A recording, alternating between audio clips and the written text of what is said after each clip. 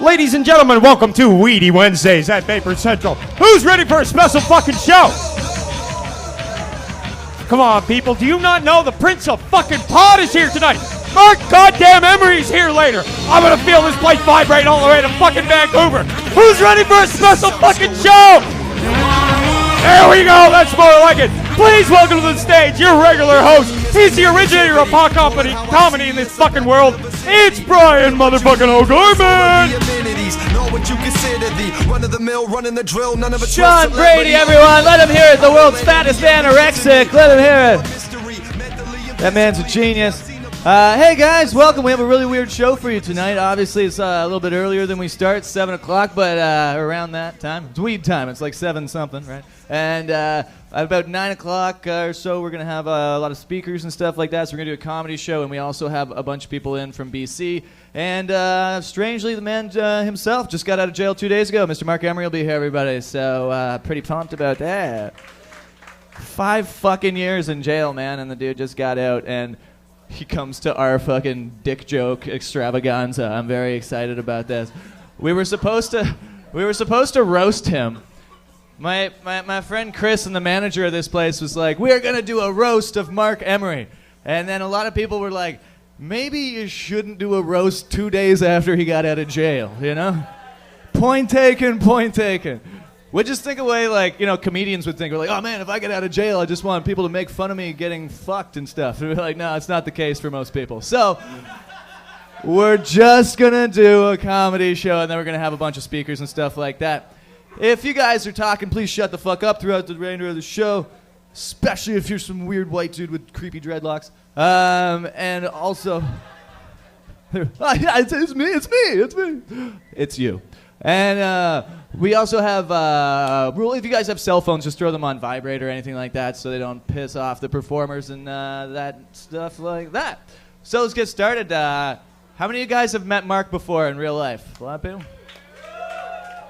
He's a fucking cool dude, man. Like, I expected him to be like, I'll be honest, when you hear the something of pot in anything, you're like, oh, he's the Duke of Pot. You're like, this conversation is going to go nowhere, right? It's just, I'm the Duke, man, check it out. But he's so fucking smart and very articulate. It's nice to have someone at that level who can talk about marijuana and not sound like a fucking idiot. And it's also great to watch him do a giant bong hit and then do a speech. Have you ever seen this shit from this guy?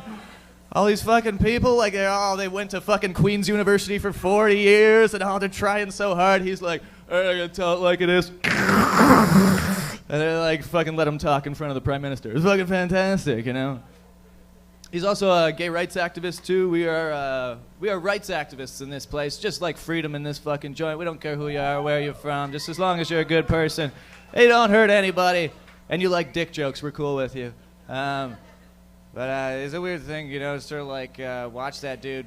And like he was a gay rights activist for a while. I love the gay community. This year was awesome. Anybody go to Pride? Do you guys go to Pride? I go every year. I'm not gay. I just know a fucking party when I see one. You know what I mean? You put that many tits and glow sticks in the same spot. I'm there, my friend, with a lawn chair and a big bag of ecstasy. Woo! Woo! It's funny, too. Like, we get a lot of homophobes in Vapor Central. I will not lie. And we have sometimes they always say stuff like, I'll say, man, did you go to Pride? And they go, no, man, that's fucking gay. It's so gay. There's so many dicks. Oh, yeah, but for every dick, there's 2 titties. Fucking do the math. This is a good deal for you. Get out there. Have some fun. No, it's gay, man. You ever meet a guy who, like, sees another man naked and just thinks that in and of itself is gay? You know what I mean? Like, gay guy just walking down the street all naked, go, that's so gay. Like, no, that's a naked guy walking around. It's only gay because you kind of wanted to suck his dick. Just a little. Just a little. Even that sound those dudes make, yo, look. That's the sound of them going, I kind of want to suck his dick. You know, like, just a little bit, you fucking did. I love that fucking parade. It was a good time, man. How you doing, Savia? Good, man. I haven't seen you in a while. Well, do you only show up when there's celebrities in this fucking place? Me too. Yeah. How you been? Good. My friend Savia. He's a good dude. Obviously, a lot of people in here I haven't seen in a long time. It's awesome. We actually this weekend went up to Puff Jam. Did you guys hear about that? We had like a fucking... Yeah. We had a party at Frontier fucking Ghost Town, did mushrooms and did comedy all weekend long. It was fantastic. I don't even fucking remember it, but those seahorses loved my shit, man. That was so funny. Get to know the audience. Anyone a racist? Give it up. Couple people? Couple people in from Barrie. Nice to see you guys. Good to have you here. It's a strange thing. This is the kind of place where we can say whatever we want to say, and this is the kind of places we need to protect in Canada, you know? This is just not shit like where we can say whatever we want, just tell dick jokes. This doesn't happen in every country in the world, just so you know, guys, you know? Guys like Marc are very important because other parts of the world, they look at what we're doing right now and it blows their fucking minds. What do you mean you just sit around and smoke pot and no one attacks you? Like, yeah, it's fucked. I don't know what to tell you, man. And this stand-up comedy is freedom of speech that exists in almost no other countries except first world countries. This is unadulterated shit, man. This does not happen in North Korea, guys. There's no fucking Vapor Central Pyongyang, you know? If there was, it would suck. Be like, what's the deal with the great leader? Dead right away, all right? So celebrate yourselves, Canada. I don't mean to make fun of Asian people, but I'm from Markham and I feel I'm allowed to. All my friends I grew up with are all Asian dudes. They're all like Filipino and Chinese and all that, like Singaporean and stuff. But they sound exactly like me. They have the same accents as me. Right up until the cops pulled them over. Then they turn Chinese like fucking that. And they always say the same thing to confuse the cops no matter what the question the cops ask them. They always just answer with, I don't know. That's it. That's the whole thing. It's a bulletproof alibi. You know why I pulled you over? I don't know. Do you have a license or registration? Haha, don't know.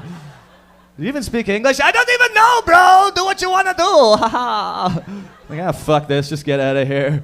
Driving like, I don't know. 3 blocks later, we totally knew. Let's go to the library. What are you guys eating there? What, you got some chicken? That's good. I wish we served better food in Vapor Central, you know? It's just like fucking stoner stuff and whatever. Yeah, I know. I want a restaurant in the back. I want a fucking... We think we should, like, gut THC and just make it a giant, like, grilled cheese store. Yeah. What now? Like, where'd all the bongs go? And like, but look at all the grilled cheese. Holy fuck, look at all the grilled cheese. Fuck the bongs, man. Anyone here an undercover cop? Give it up. Couple people. Good to see you guys. You know tonight there's a bunch, too. Without a shadow of a doubt. There's like 3 fucking undercovers in here. And I just want you to know from all of us, suck our cocks. You have no business being in here. There hasn't been a criminal in here in fucking years. Potheads are not fucking criminals. They do not attack people. They do not hurt people. Look at this. Watch this. Look at it. He fucking nothing. He does nothing. He just sits there and fucking look at it. Nothing. He's incapable of hurting people. Is a criminal? I don't fucking think so. To be a criminal, you got to be able to. What did you need, Al? Were you doing something? Okay. He like looked right at my face and was like, "Hey." I was like, "Hey, man." Well, good seeing you, Alan. Thanks for coming out. Fuck, what was I talking about? Oh, not dangerous. Right, cops too. I think sometimes I feel bad for cops, you know, because people always make fun of them. They be like, people say like, "Oh man, I don't need cops in my life. I don't need cops." And that's not totally true, you know, like everybody needs cops, most basic part of society. Say, for example, someone snaps. They lose their mind. Happens every day. Say they live next door to you, just can't take their kids' music anymore. A little too much fucking Bieber, if you know what I mean, right? So they go to the hardware store and they buy a big chainsaw and they go home to where their family is. They lose it. They snap. They kill them. They go, "I hate Justin Bieber." And then they take the body parts and build a little hut out of them and then start living inside there. Now, who's going to go and get that guy, huh? Are you going to go and get him? I'm not fucking going to get him. No, you send a guy who almost made it to the NHL but barely made it through high school. A police officer. That's right. Society can't exist without jocks willing to fight crazy people. It's just how it is. I didn't invent the fucking rules. I feel real bad for parking cops, too. Because if you're a parking cop, they give you a bulletproof vest but no gun. They go, "Here, put this on. People are going to shoot at you, for sure, for sure." Like, "Oh, fuck, really? Can I get a taser, something to fight back with?" No. You can have a notepad. Yeah. Or a scooter. Either way, I'm a fucking real cop. Don't touch my car. I'll kill you. Get the hell out of here.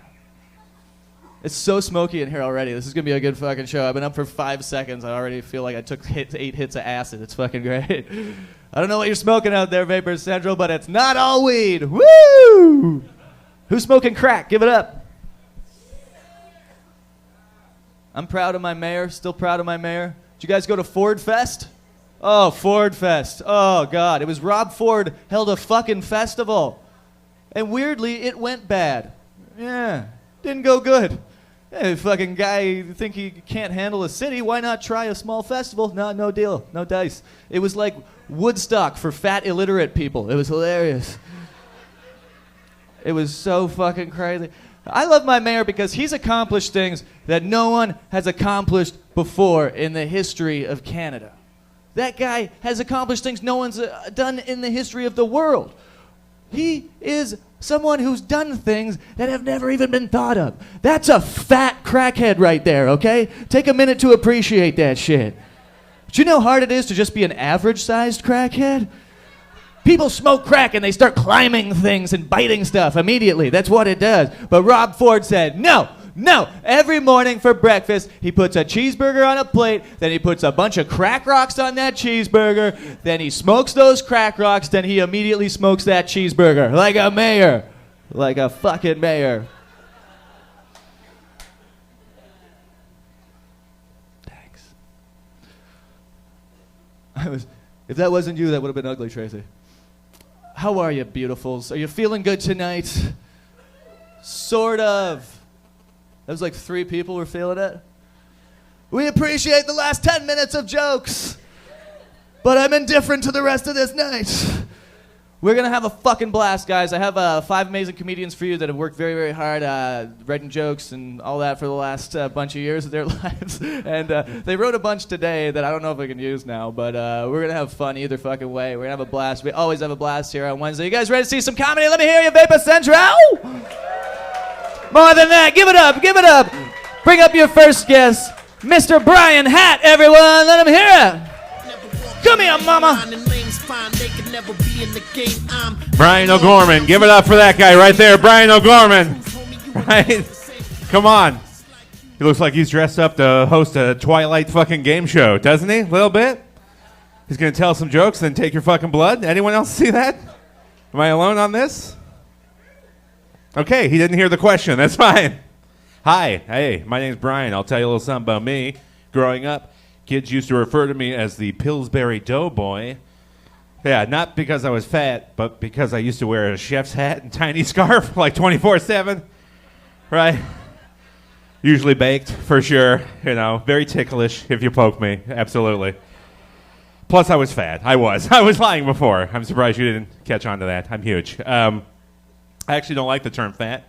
I prefer the term overweight. It's not a sensitivity issue. I just feel like overweight seems like I'm exceeding expectations. You know what I mean? Sounds like I'm busy. I like that. You know, fat sounds lazy, right? Overweight sounds like I'm getting shit done, right? You know, like, how's Brian doing these days? Good. He's overweight. Overweight?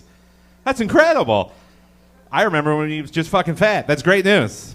I can't believe he's getting his life together. That's awesome. Okay. You guys look like you're doing better than this, but if there is anybody here who happens to work for McDonald's, I'd like to make a suggestion as a frequent customer. I know, you're shocked. Here it is. Try and remember my name. Do you need, or take my name after I order. Here's my point. Do not shout out my order, okay? It's embarrassing. I don't need it, all right? I don't need the 10 strangers behind me knowing that I ordered 3 junior chickens and 4 apple pies at 3:30 in the morning on a fucking Tuesday, okay? That's called McPrivileged information, asshole. Look it up, right? You can't get away with that shit at a pharmacy. You can't be like, Vagisil! Let's do this. Who's got the stinky puss? Come on, people. Got like a fucking million people here. Let's do this, Linda. Get over here. I know it's you. I can smell your shit from behind the counter. Come on. Some of you are clapping. Some of you feel bad for Linda. But newsflash, she's not fucking here, okay? We'd smell her. Come on. Use your fucking mind. Okay. I'm just so baked in here, I can't remember my notes. Okay. Another suggestion. This one goes out to the ladies. I understand, before I criticize here, I understand what you're doing. But could you just drop the the whole I'm looking for a guy with a sense of humor routine. Okay? Because every one of you puts that in the top of things that you need from a man. But obviously, you're not serious about it, right? Because I'm way too fucking horny. If it is the priority that you seem to make it out to be, I would not be as backed up with fucking semen inside of me as I am. Do you understand what I'm saying? Right? And newsflash, everybody wants somebody who can make them laugh. Okay? You're not original, by the way. Have you met this psycho who doesn't enjoy laughing? Have you seen this before? Just, ha ha ha ha! Oh, fuck you, you piece of shit. Okay, that was too jarring for some of you, and that's fine. That was loud and abrasive. I forgot where I was. I know. Hey guys, you like me? Never sent a dick pic, but photobombed a few. Am I right? Right? Just bang. Ah! Get the fuck out of my room. Pay your rent. Any of that sound familiar? No? All right. God, I really am alone in this room tonight. 50 fucking people here, and I'm all by myself. You know what I'm saying? Here's a weird one, and this doesn't affect you, but another. Like, I'm a white guy. That's plainly obvious in everything I do, say, and look like. And I have two beautiful nieces. The difference being they are half Filipino, which obviously not a problem. Yeah, beautiful fucking things. If I could change one thing, honestly, and I don't want to sound like a racist or anything, but sometimes I wish they didn't look so Filipino. Do you know what I mean? And I know that sounds weird, but let me explain. It would just make my life a lot easier when me and my two Filipino nieces are arguing in the mall about whether or not we're going to go to a fucking toy store. Do you know what I mean? Like, I already fit the profile of a fucking pedophile. Do you know what I mean?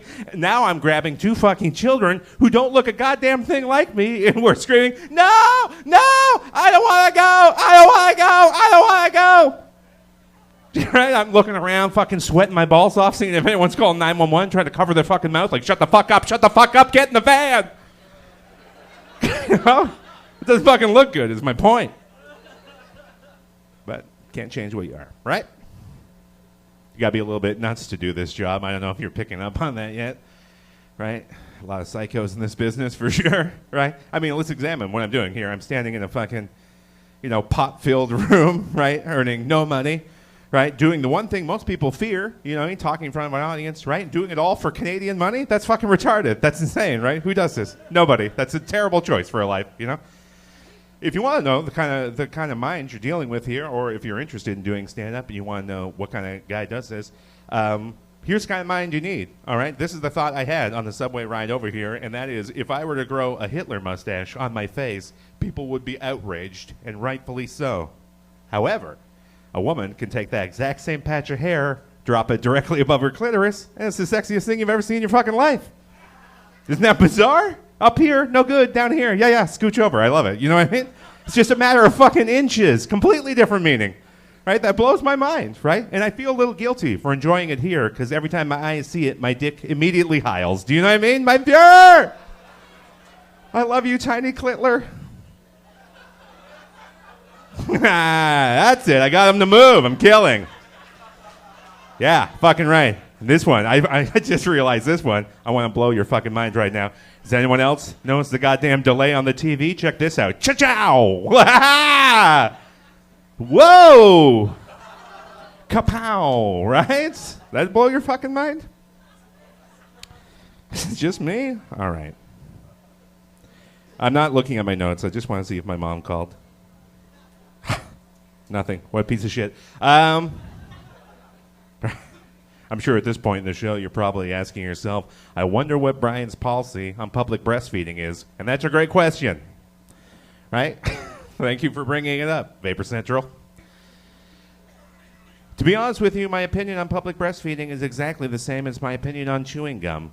Don't whip it out unless you brought enough for everybody. Am I right? Am I right, buddy? Get it up there. Come on. Pervert, right there. Check that guy out. Amber Alert. I'm kidding. Jesus, you guys are so sad. Okay, what do you got in the jars, man? You got a whole fucking Mason collection here. What's this? What's that? Oh, it's not mine. Okay, someone's just fucking smoking some weed and canning some vegetables at the same time. It's weed. Shit, man. Weed by the jar. I've never heard it before. It's stash. That is the, stash.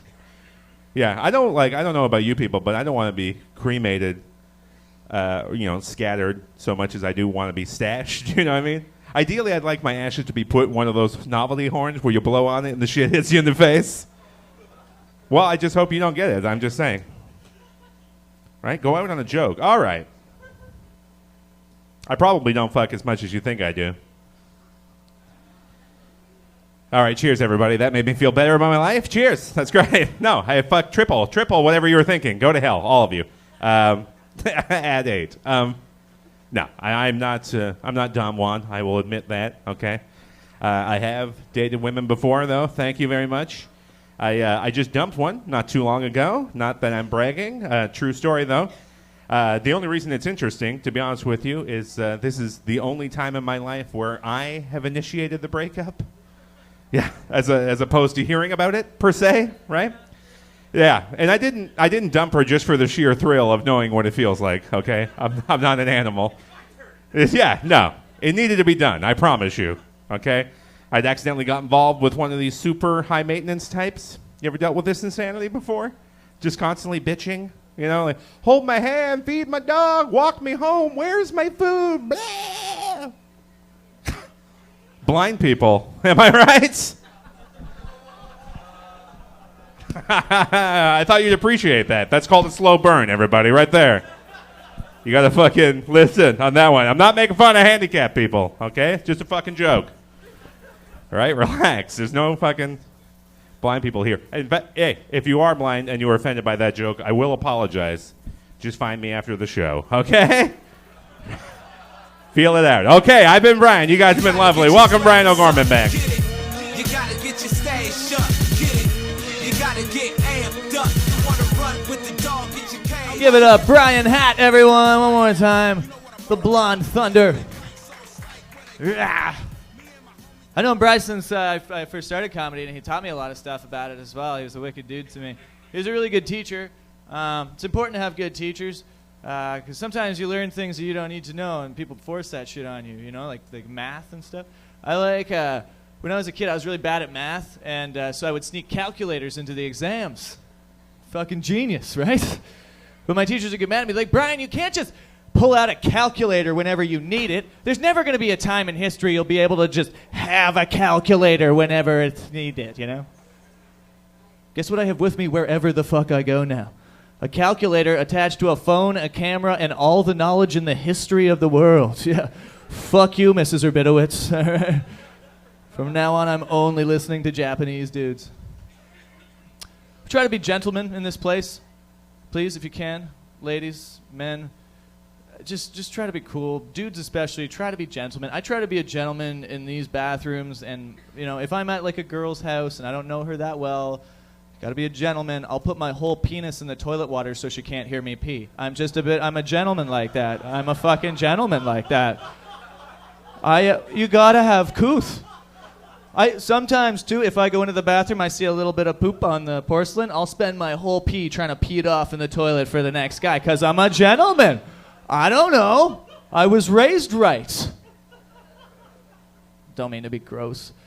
We'll talk about love for a second. Yeah. I love love. I've been in love a bunch of different times, and I think it's great. You can tell if you're in love with your partner. If you're wondering, Bryan, am I in love? You can tell by the way that you sleep. Psychology Today says that if you're truly in love with your partner, that you'll spoon them whilst you sleep.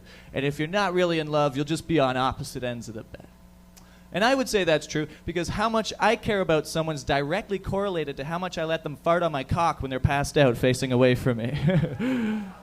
Girls are like, it's romantic, spoon me. No, it's not. I feel like I fell asleep with my dick on a heating duct. This is the worst. Turn my dick into a windsock for 8 hours. And yeah, after all that, if I'm still there in the morning, I love you. I love you, and you owe me so many blowjobs, because that's love too. It's a fart to blowjob ratio that has to be maintained. Some people get grossed out by like poop talk and stuff. I think it's a good way to humanize people that are like a little too uppity, you know? Like Oprah, for example. Oprah Winfrey, I know all kinds of girls that go, I just wish I could be like Oprah. I just wish, oh God, she's so perfect. I want to be like Oprah. I'm like, yeah, I guess. I mean, but she's just a person like the rest of us, you know? Like, she still poos, you know? She might do it in the gold-flaked skull of an ancient saint, but she still poos, you know? She's still a slave to her butt after some gin and a burrito, you know? That's why it's nice. You can even use this tactic on girls that are like very beautiful in bars, fellas, yeah? So if you see a girl, you're a little nervous, she's a little too hot, a little too statuesque, you don't know how to approach her. It's a really good way. Just humanize her. You go up to her and you whisper in her ear, you say, I know you poo. And then she's like, oh my God, he knows I poo. And it'll bring her down to a level where you can pick her up.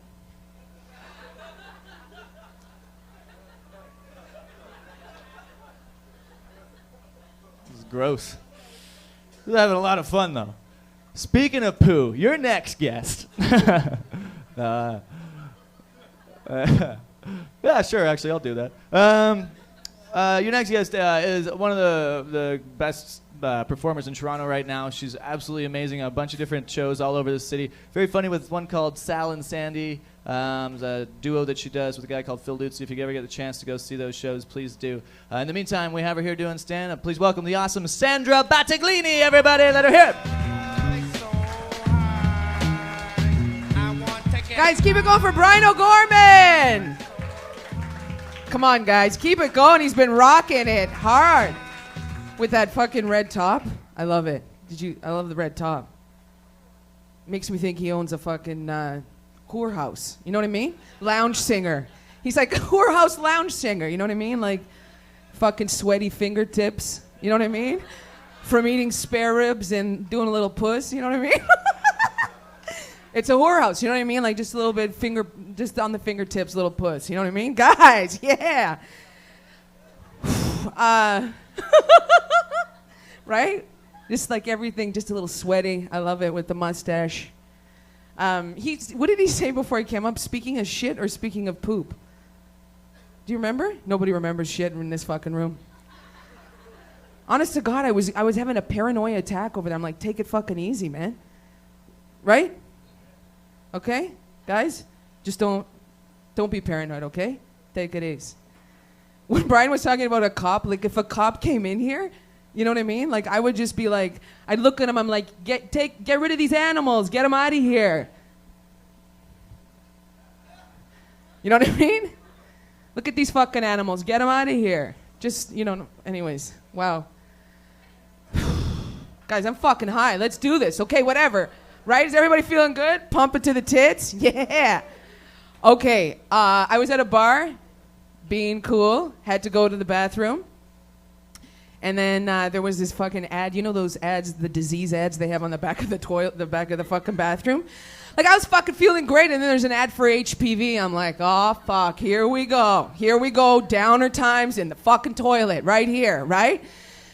And there's like this woman with like her hair is waving like this, and her boyfriend's really happy, and it says, her pap test is abnormal because of HPV. She just doesn't know it yet. And I'm like, if she doesn't know it, then how do you fucking know it? You know? Like, imagine her friend Ruth calls her. She's like, Ruth, oh my God. I hate to tell you over the phone, but you got HPV. It's all over the fucking bathroom stalls. Okay, you acting like a fucking whore. Just using your pussy like an ashtray. Okay? Fucking letting anybody shit in it, the dump truck, whatever. Time to close the puss up, wipe it down, put it in the drawer, okay? Because the whole fucking town knows. It's on all the bathroom stalls. A lot of talking going on, eh? A lot of fucking talking. I like it though. Okay, guys, let's keep this train rolling. Am I right?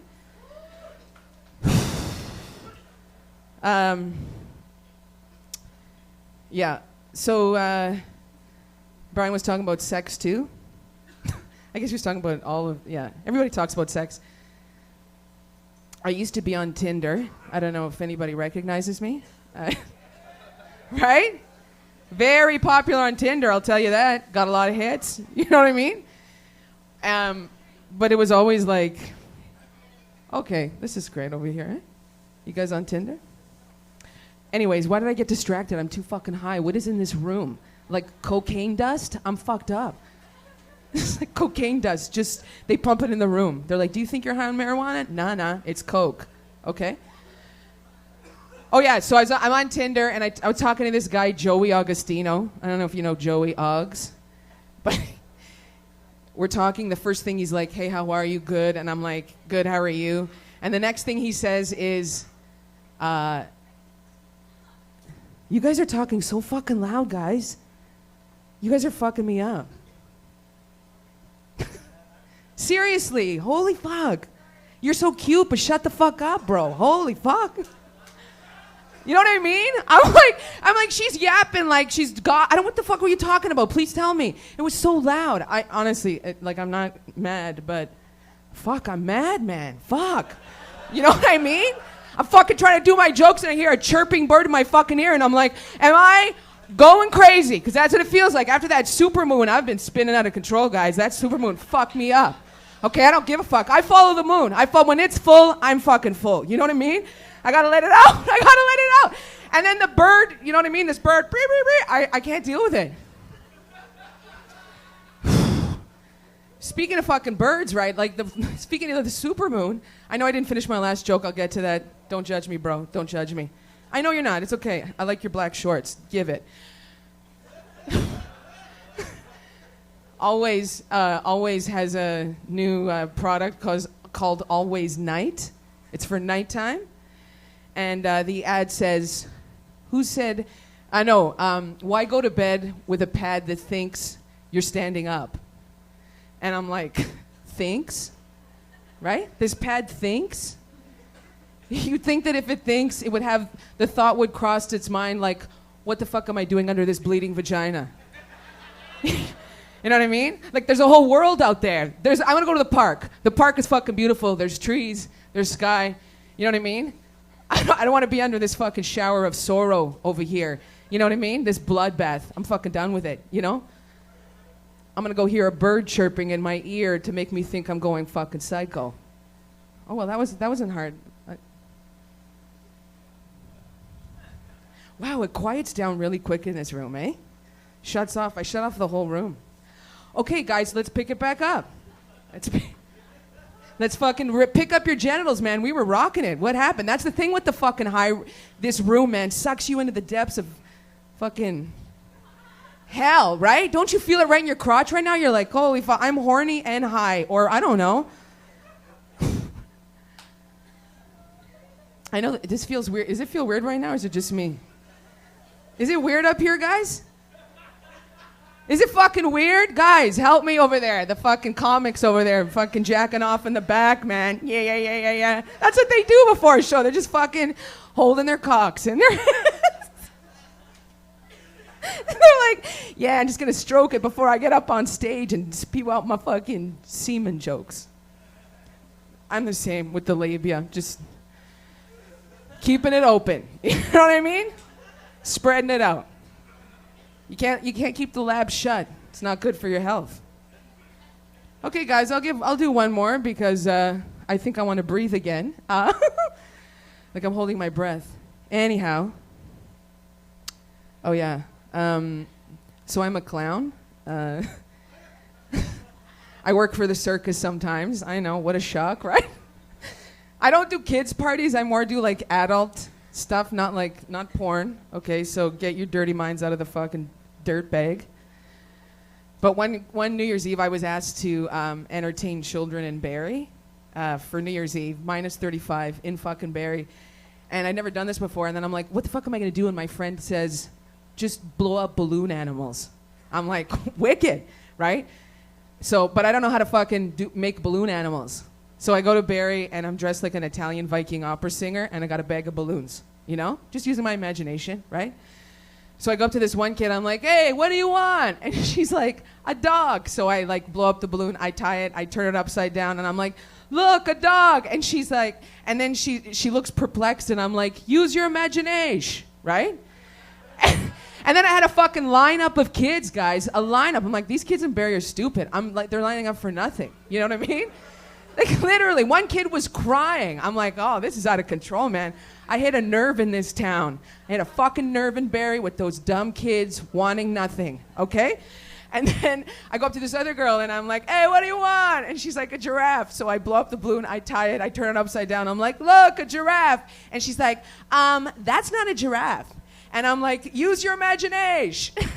And then her father says to me, clearly you don't have one. And I'm like, you know what, sir? Not having an imagination is better than having a cunt for a daughter. Okay? Oh, yeah, they start young, man, those little cunts. Then they get bigger. They flower up. You got to stop the cunt, man. You got to cut the cunt off at the knees. Because then you walk around the city, you're like, what's happening? What's with all these cunts walking around? You got to shut it down and bury when they're 4 years old. Guys, thank you so much, Bryan O'Gorman.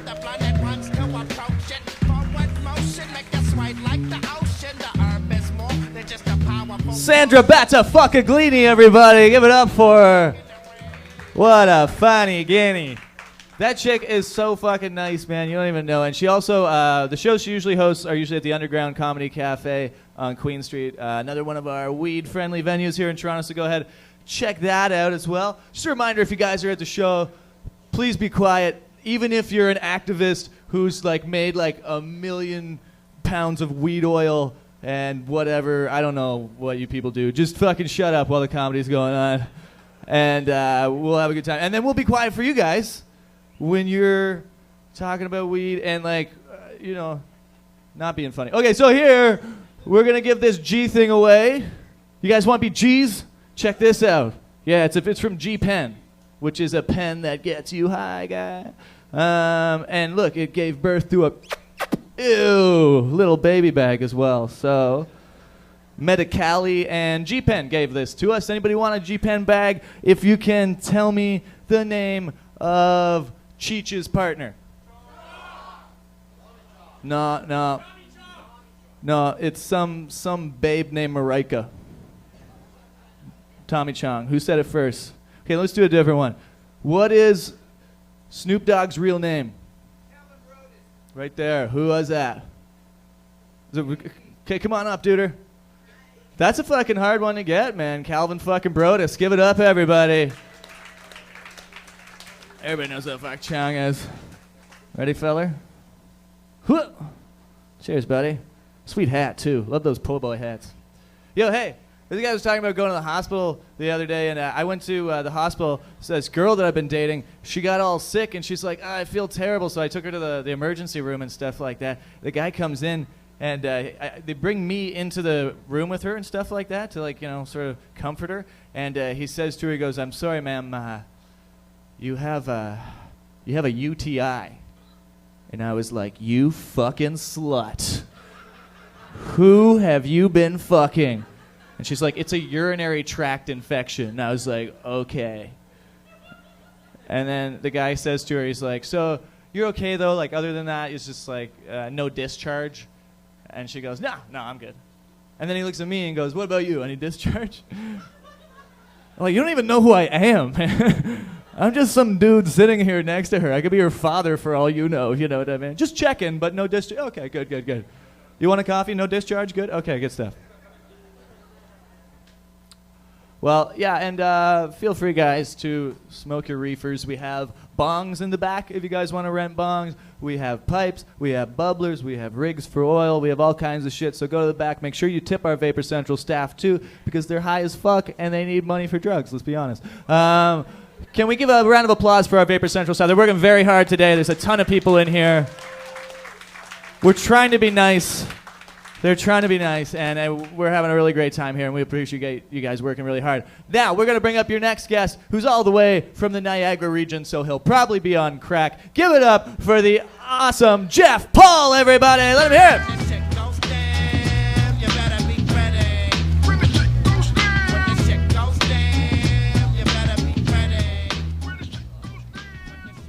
Thanks, guys. Thanks. Big day for you guys. Your fucking stoner Jesus, whatever the fuck this guy is. He's here, finally. Time to start redecorating the trash cans, I guess, Chris?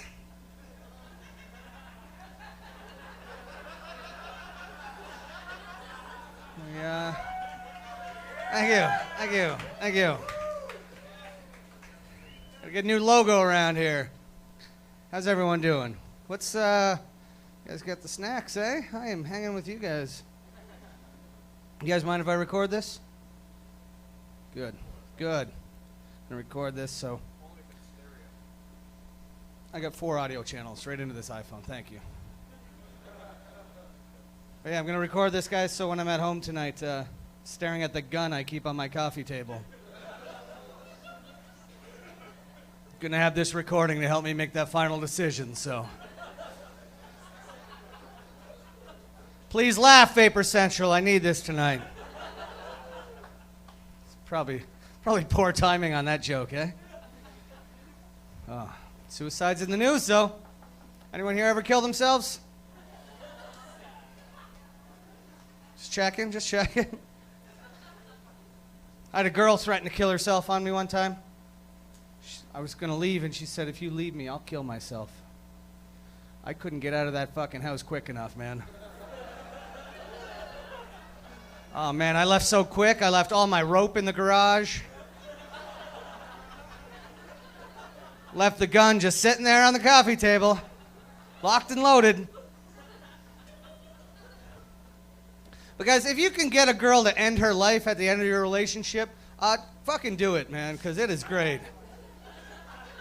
That is the cleanest relationship break you can find, guys. There's no moping around for months feeling unloved. I've never felt so loved in my life. I don't run into this girl in the street, you know, walking around with her new boyfriend. Don't see her having a blast on her Facebook wall. She is fucking gone, man. I have stopped by her gravesite to masturbate in the middle of the night. It was her birthday and she liked to watch, all right? Don't judge me.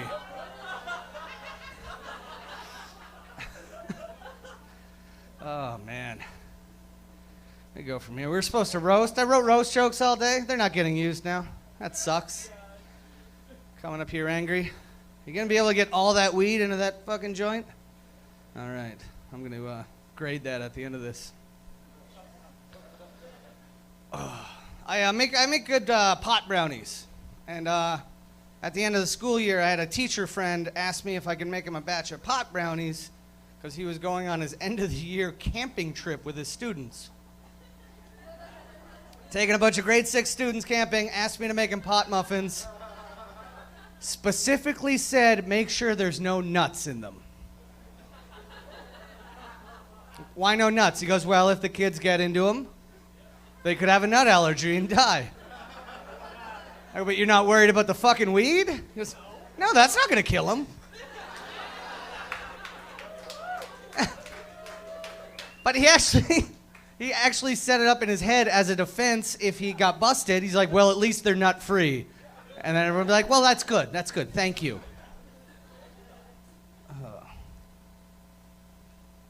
Got a girl sending me naked pictures of her. That's nice. Keep that up, girls. I will give you my number at the door if you want it. She wants stuff back, though. She's like, why don't you send me a picture of you? Because I don't need you showing your friends like I'm doing with your pictures, you know? I took one picture of my dick, and I was going to send it to her. But I took it with my laptop camera, and I just stood up at the coffee table. Wasn't even hard. I was just feeling really confident that day. But then I started looking at, I've never seen my penis or any penis, however, from that angle, you know? I always have like the looking down just past my gut, you know? Suck it in, there it is. Never got the head-on shot like that. But anyway, I didn't send it because it looked fucking disgusting. So months later, I was on Facebook and I wanted to change my profile picture, and I started going through my pictures, and they're just little thumbnails. And what did I see? Was my little tiny penis on this little tiny picture, and my first reaction was like, is that my dick? And I clicked on it, and it started uploading. I went into panic mode there. I like slammed the laptop down. I was like, what the fuck? What the fuck? I just like ran over to my other computer, the desktop, and I'm like, oh, okay, we're good. Anyway, guys, delete your cock shots. Nobody wants to see them. You don't like cock shots? It's weird, eh? Weird. What are you gonna do? Guys, it's summer's ending. It's good. I'm proud of myself. I've been having a good year, guys. I have not broken my New Year's resolution this year. What do you think of that, guys? Nobody cares. Fuck, it's August and I haven't broken my New Year's resolution. It was, well, I cheat and I do the same one every year, but I'm proud to say I have not sucked a dick so far in 2014, guys. Same resolution I've been doing for years. I've never broken it. Please don't ask me why I started it.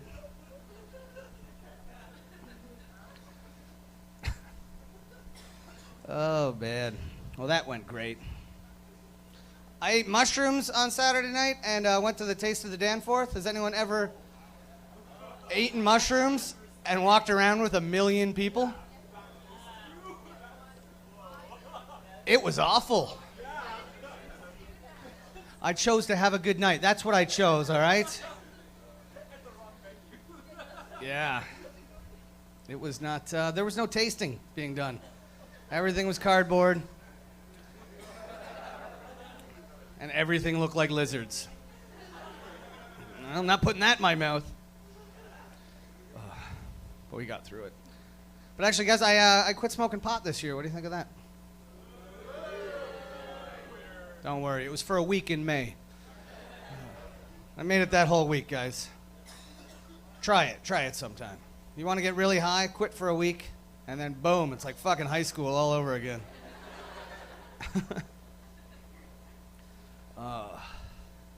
Found out something interesting recently. I found out my mother is dating somebody with the same name as me. Yeah, that's a tough pill to swallow. Weird thing is how I found out, because my mom called me at 12:30 on a Tuesday night asking when I was coming over. I don't know, Mom, Christmas? That's when she realized she dialed the wrong Jeff in her cell phone. So I got a booty call from my mom, is what I'm trying to tell you all. I don't know if anyone here has ever received such a phone call from my mother. There is no getting back to sleep after that one. That was a sleepless Tuesday. Does she call out his name? I don't want to know.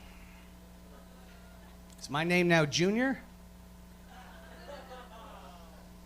Could be worse, though, guys. She could figure out how to use that camera on her cell phone. Eh? Next thing you know, I'm stuck in a three-way sext message with Mom and Jeff, my new dad. A lot of reminders out there. I'm alone. That's great. I saw a homeless couple the other day. That was a nice kick in the nuts. Like, I got shit, you know? I got my own place. I got a car. I got a job. I can't keep a girl. This dude was spooning one on Queen Street. Where the fuck did I go wrong? She was hot, too, like homeless hot, you know? Take her home, hose her off in the backyard. Maybe delouse her like Shawshank Redemption. Clean her up real nice. Take her home to Mom. Oh, man. I tried to do some manscaping the other day, you know? I'm gonna clean it up for you girls. I knew you'd be here. I nicked my scrotum. That is a bloody mess, guys. That is an area of your body that does not clot very well. And it was just bleeding into a pile of my pubes on the floor. And I was naked and embarrassed. And I started thinking, what if my dad walked in on me right now, you know? What would my dad think of this? Dad never had to shave his balls for a girl to lick them, you know? Then I started thinking, naked, holding my penis in my bathroom, bleeding or not, just a really inappropriate time to think about my father. It's all right. Gonna be dead soon. That'll be fun. This recording didn't go too well. It's okay. I've got one last joke I'm going to play on the world once I die. I'm an organ donor, so whoever gets this liver, good luck. It is far beyond its best before date. Speaking of dying, I've decided I'm donating my body to science when I die. I think science can have it. think the world can learn a lot from this body of what not to do to theirs. Plus, I'm pretty sure it's the only way I'll ever get a college girl to touch me again. Anyway, guys, that's my time. Thanks for listening.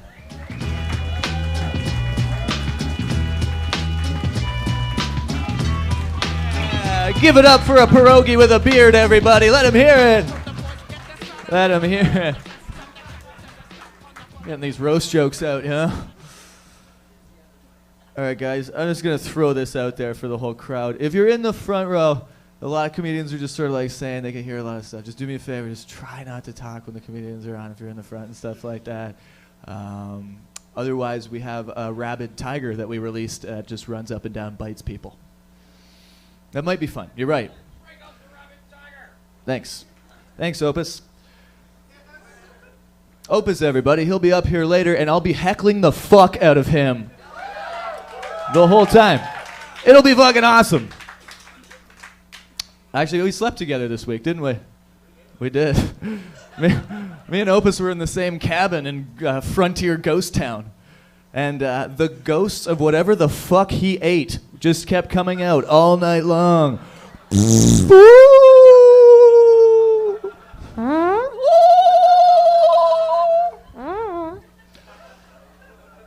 Not as bad as, well, it wasn't even half as bad as some people like that.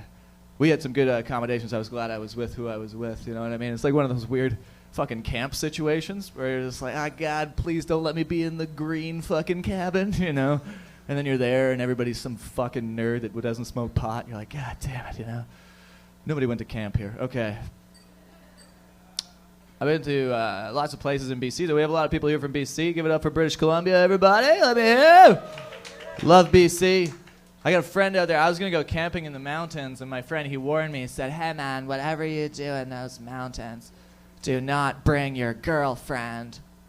Because if she's on her period, bears can smell that. They'll use that to hunt you and fucking kill you. You guys ever heard that wives' tale before? I don't know about you guys, though. I think a menstruating woman could take a bear. Easy. I don't even think it's fair for the bear when you get right down to it, you know. Walking around from tent to tent. Hey, maybe there's some food in here. Just ends up being an angry girl in a dirty bathrobe with a mouthful of chocolate going, don't even start with me, you motherfucker! So, oh, sorry, wrong tent. I'm going to go back to the river where it's safe. I have swords for hands. Why am I afraid of you?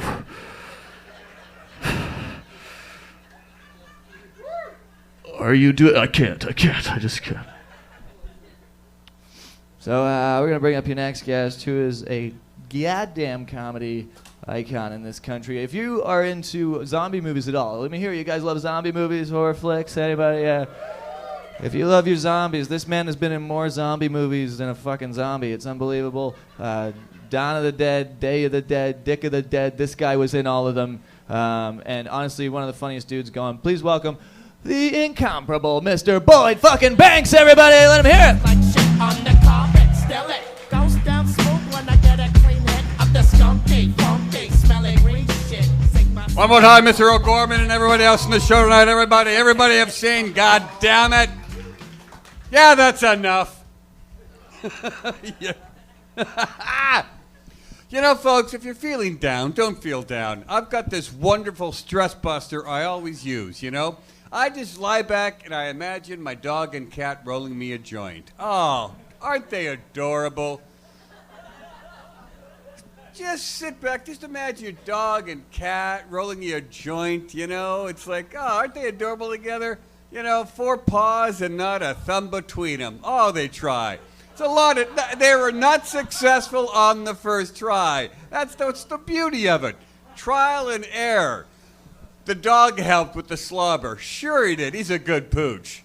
But still, it was a bitch for time rolling it up. Good for them. See, don't you feel the stress is melting off your body. Here's another stress buster I do. Whenever I write a check for something I hate paying for, like a bill or something, in the memo, I always write, for sex. Yeah, that's right. I gave you a check for fucking, and you were good. Gas company. I just want to say, Rogers, your head was excellent this month. I may even tip you. You filthy whore.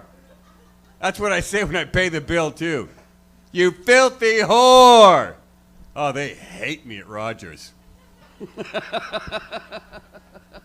gonna hate me at Rogers. Bell, I'm banned. I'm banned. Fuck banned. And Ty Domi's supposed to punch me out on sight, so I really... But hey, it's all right. The comics are laughing. That's all I care about. No. Sandra Battinelli was right. Well, we were in the back room jerking off. That's right. I was back there. This is how I jerk off. I slap it around. I go bad cop, good cop on it, huh? What I tell you about hanging around schoolyards and creeping out the parents, huh? Hey, man. Hello, okay.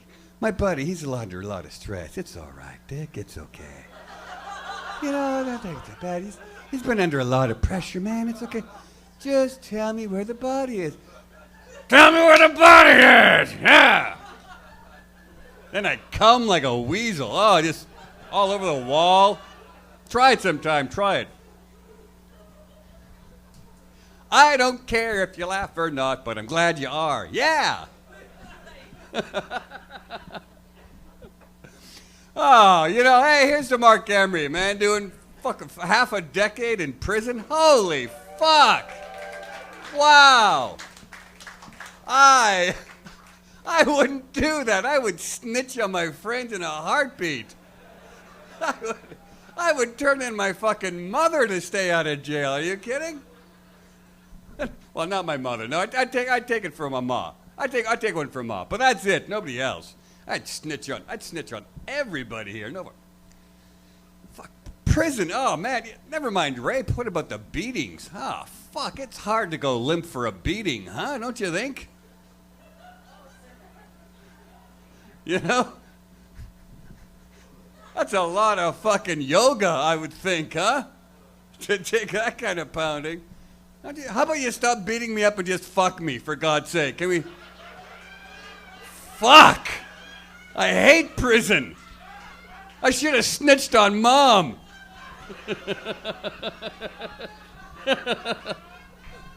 Oh, fuck. But if I had to go to prison, if I really had to go to prison, you know, I would just, you know, walk up to the alpha male and just go, "Hi, I'm your bitch. How are you?" I would just, what I would do, that's what I would. I'd skate to the biggest guy and I would strike up a conversation, you know, because alpha males like to talk about themselves. Yeah, it's a good tip. Remember that, ladies. Ask questions about him. That's what I would do. I'm not going to prison. Yeah, fuck that. Anywho, I'm old. Anyway, I'm an old guy. Fuck, I am 50. Thank you. I'm actually the oldest man in the room, aren't I? Anybody here older than 50? Yeah, who's... all right, right, how old are you?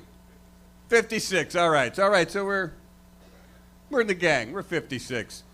And what was I going to say? Oh, yeah, the ball sack. Really go... When one goes down, when one nut goes down each leg, I'm telling you, folks, I know you're young, but if you want to feel what a middle-aged man's scrotum feels like, next time on Thanksgiving, when everyone's gone to bed and you got that cold leftover gravy in the fridge, do yourself a favor. Just grab a handful of that cold, congealed gravy and just let it drip through your fingers a bit. That is a very good representation of middle-aged man sack. Wouldn't you say? I think it feels, you know. So next Thanksgiving, when everyone's gone to bed, do a little time traveling. Look into the future. But I have a lot of scrote skin, and here's what I'm thinking. We got so much scrote skin. You know, I say, we should have a system where we donate our extra scrotum skin and we give it to burn victims, huh? Everybody wins. Everybody wins. I get to sit down in a wicker chair without going to the emergency room again. Hi, Boyd. God, they mock you. Seriously. I would give it, all my scrot skin would go to burn victims. Oh, especially, because I tell you folks, I got enough scrot skin, I could easily cover a baby's face. No problem. I mean, God forbid a baby gets in a fire, but baby, I got your back. And your front of your face, too. I could easily cover your head. I got enough to go around. I got plenty of nut skin for everybody. And it's replenishing. Seriously, I got enough nut skin. I know what, I just hope my nut skin lands on a boy's face and not a little girl. Because I tell you, why would a little girl want a tattoo of a bumblebee on her forehead? That's not right for a girl. That's not right. It's not good. But here's where I want my nut skin on a little boy's face. Because the great thing is, he'll be young, and you know what? He'll be shaving already, and that's just going to boost his confidence. Shaving that young? Oh, yeah, hey. Have nap time on my map, baby. My map? Anywho. We're all high. We're all fun. I was never going to be the kind of... I'm old. Fuck it, I'm old. I was never be the kind of comic that would talk about his prostate exam. But my doctor, oh, fuck. She used like a fucking fistful of lube, I'm not lying. A fucking fistful. I mean, what was she going to do to me if that camera crew wasn't there?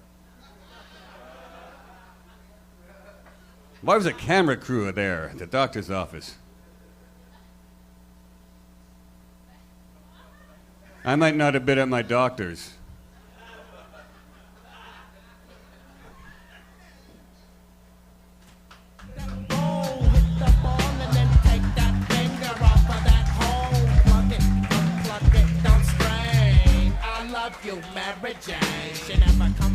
Keep it going for me in 40 years with AIDS. Boyd Banks, everybody. That man's a goddamn genius. I love that dude. Yeah, man. Boyd also hosts shows at the Underground Comedy Cafe. Puff Mama's joint. So if you guys ever get the chance to see Boyd's name on one of the bills, make sure you go check him out. It's always awesome. We actually did a Zoom show this weekend. We did a shroom show at the Frontier Ghost Town there. That was fucked up. So the idea was everybody did mushrooms and then did comedy. But what happened was everybody did mushrooms and then couldn't remember how to do comedy. Right? But it was still a ton of fun because of the drugs. There was some dude some dude woke up next to the campfire, with this giant bonfire, and then they had a couch on it. And I literally woke up at dawn, and I walk across, and there's this guy passed out with an alarm going off on his cell phone on the couch in front of just embers, all burnt, right? So we just woke him up. We were like, "What the fuck did you do, man?" He's like, "I don't know, man. I don't know." It's like, "Everyone's dead, man. You burnt this whole fucking thing down." He's like, "Oh my god, oh my god." And then he killed himself. It was hilarious. I'm kidding.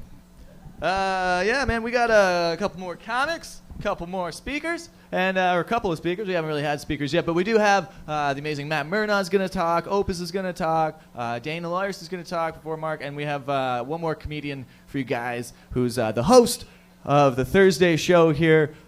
He was on video on trial for 7 seasons. Then they fired him embarrassingly, and now he lives in a dumpster and only does this show.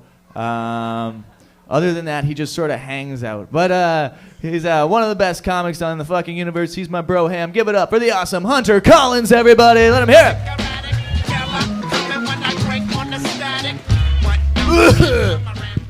Yeah, man. Fuck, even here I get that video on trial intro.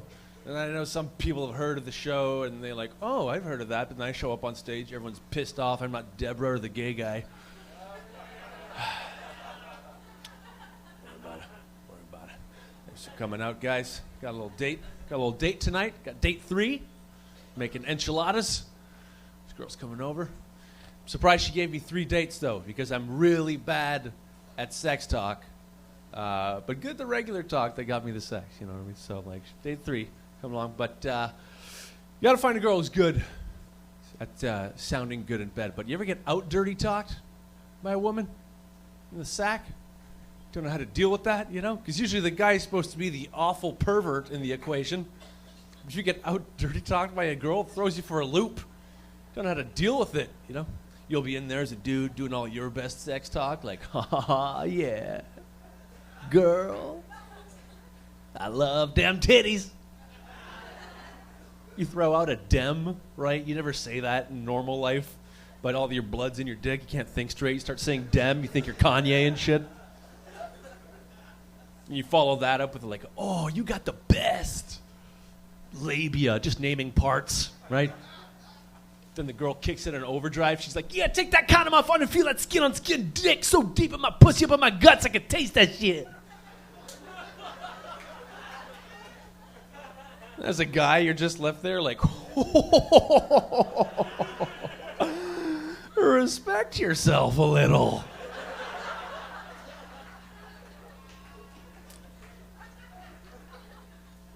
This one girl, she's good. I just hooked up this one girl one time. She was great at sex talk. Great. You know? She was saying all kinds. I'm no good. No good. I was like, let's pork, you know? But she was great. She was like saying crazy stuff like, oh yeah, Hunter, you're huge. I was like, so are you. I didn't know what to say. She's a huge woman, 6'6", this girl. You ever hook up with a chick who's 6'6", dude? Weirdest sex you'll ever have. We tried 69ing, couldn't even reach. Wound up caught in the middle, eating out her belly buttons. Just dicking her in the neck. And that never feels good. Unless the girl has a tracheotomy hole. In which case, woo! Take me to neck hole fucking paradise. Yeah, because you know that chick swallows, right, my man? She ain't got no choice. She ain't got no choice.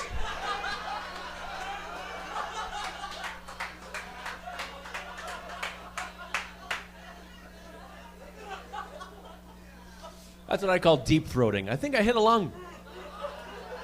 Went right to Lungville on that one. The only gross part's at the end, though, when she has to flush out the hole. Just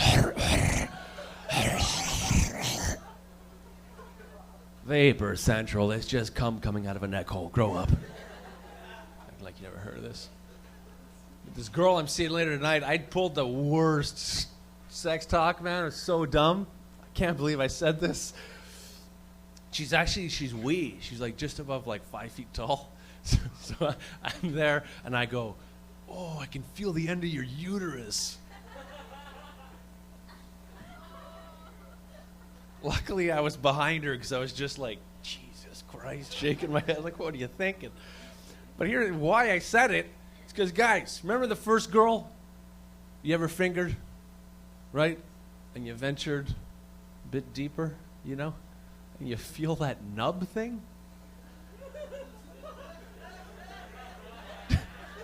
And you're like, what the fuck is that? Does this girl have a little inside dick? Is that her mini dick? Yo, guys, I think Emma has a dick. Felt that. I said uterus. So stupid. Yeah, here we are. We're waiting for the arrival of Marc Emery. Glad to see that Dwight Schrute-looking motherfucker's got out of jail. We were going to have a roast. The old lady said no. Oh, Mrs. Emery said we couldn't have a roast. And, you know, he did 5 years, but it goes to show you, marriage is a life sentence, isn't it?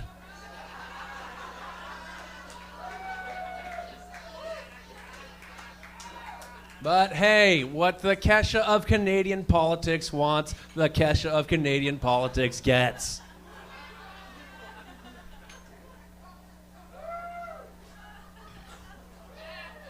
Hey, Jodie Emery is running for, in the Liberal Party, right?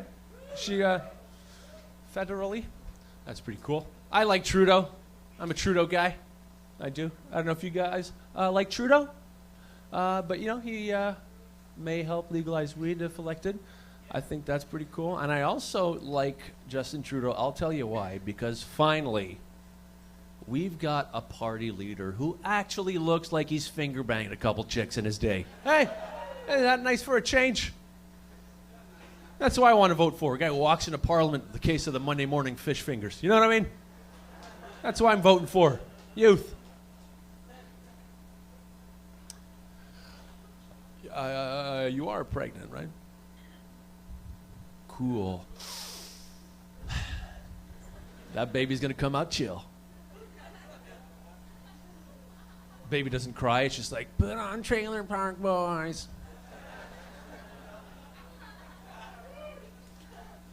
I'm gonna breastfeed when I have a baby. They'll probably arrest me for doing it because I'm a man, but I'm doing it. No. Some people think breastfeeding in public is gross. You heard of these people? Some people think, there's a read article in the Toronto Star a while back. Some people think that the women shouldn't breastfeed in public because they found it grody. And I didn't understand that, you know.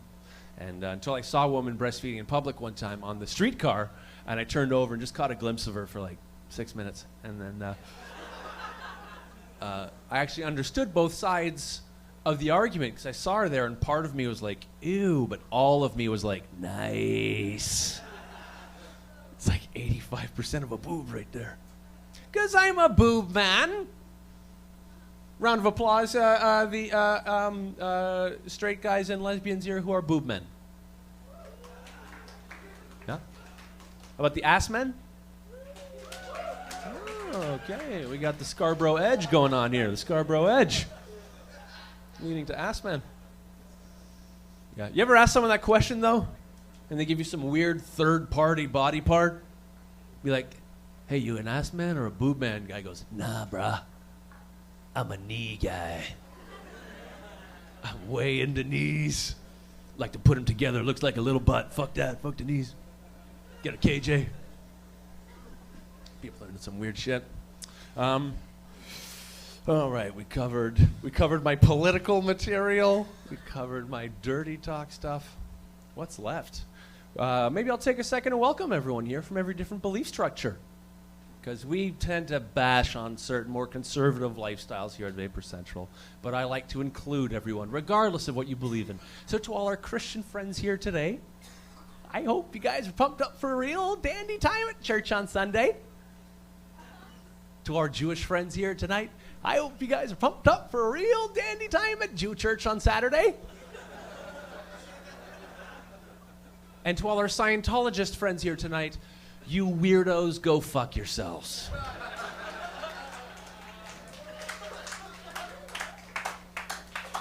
Your religion is pretty much word for word the script of Ghostbusters 2.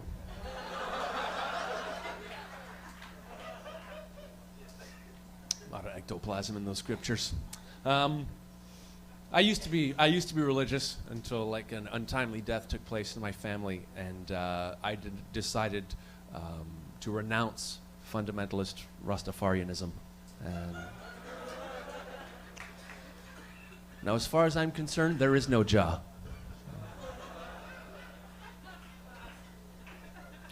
Yeah, it's never very religious. One day my dad, he sat me down, he said, Hunter, don't worry, there is no God. Go out there and get your dick wet. I was 7. And good guy Paps. Yeah, my dad's helped me pick up girls these days. I usually say chopping Furbies when I refer to picking up girls, but I just don't know if you guys are G enough to understand that shit. I'm so hood, these eyebrows are weaves. But yeah, my dad's giving me pickup advice. But my dad's like this 73-year-old, brutal, like burnt-out acid case, you know? He's completely crazy. So he comes up to me, he's like, hey, Hunter, I got a line for you the next time you meet a dame you fancy. You go right up to her and you go, hey, girl, you're so hot, if we had sex, it'd probably cook my dick. Is that a good line? Ladies? Yeah. Works in Niagara Falls. Okay. Huh. Well, anyways. Yeah, clearly not a very religious guy, you know. Too much evidence to the contrary for me. I'm an evolution dude, right? I see all these, you talk to these creationists sometimes. They won't fucking let it go. That their creationist story's just crazy, and they try to refute evolution in these really weird ways. This weird creationist logic. They're like, oh yeah, if evolution was real, why doesn't a crocodile have sex with a duck and make a crocoduck? You gotta explain to these crazy people that's not how evolution works. You have plenty of animals in beautiful states of transition. You look at something like a flying squirrel that used to be a more squirrel-like mammal evolving into something more bat-like.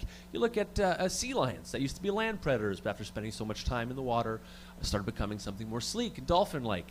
I mean, you look at the British. There's a bunch of half catfish, half gorilla-looking motherfuckers right there. A lot of googly eyes and hairy knuckles on those women. All right. I got my first front row sleeper. That's always ego float right there. Not because you're having a bad time, though, right? Just fucking, you're just baked out of your gourd. I've seen that happen so many times here, man. People at Vapor Central just pass out mid-laugh sometimes. It's like, put a Twizzler in their nose. All right, guys. I'm Hunter Collins. Thanks for having me. Mark's free. Bye.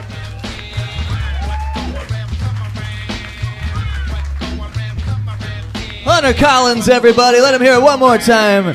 He's here every single Thursday hosting at 9 p.m. So come on by for that. Just so the speakers know, we're done with the comics. We have the order of the speakers is Opus, then Matt Murnaugh, then Jeremiah, then Dana, then some dude called Marc Emery. I don't know who that is. And yeah, so that's what's going on, dudes. In the meantime, we're going to give away this bong, which is from THC Next Door, which is actually Marc and Jodie Emery are next door doing an interview with Vice right now, and they're locked in there, so don't go over there and try to fucking break in or anything. And yeah, they'll be over in a minute, but right now they're doing a filming for some documentary I'm pretty pumped to see, too. I love Vice, man. Give it up for Vice. They're so fucking sick. Yeah. We finally have real fucking media plus drug videos. I love it, you know what I mean? Vice is just the best fucking thing on the internet, man. I don't even look at fucking NBC, any of that shit anymore. It's just nice to see someone actually doing really news. So they'll be over here in a minute. We're going to get the speakers on in just a second. What we do with this bong, every week we give away a bong here at Vapor Central from next door at THC. Why would we go any further? That'd be stupid. And we give this away. So how we do is we have a bong hitting competition. So I need two people to come up to the stage and have a fucking bong off, gay. And they'll go home with this wicked gear bong. So if you want to come up here, just throw your hand up in the air, and I'll see if I can get you. Can I get the lady right there?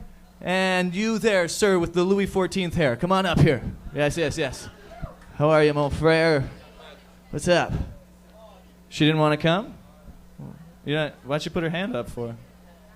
Oh, okay. That was silly. Anybody else want to throw their hand up? You want to come up here and try to win this bong? Just, how am I not giving away a bong? Yeah, come on, dude. Come on, buddy. I don't care. Have it, yeah.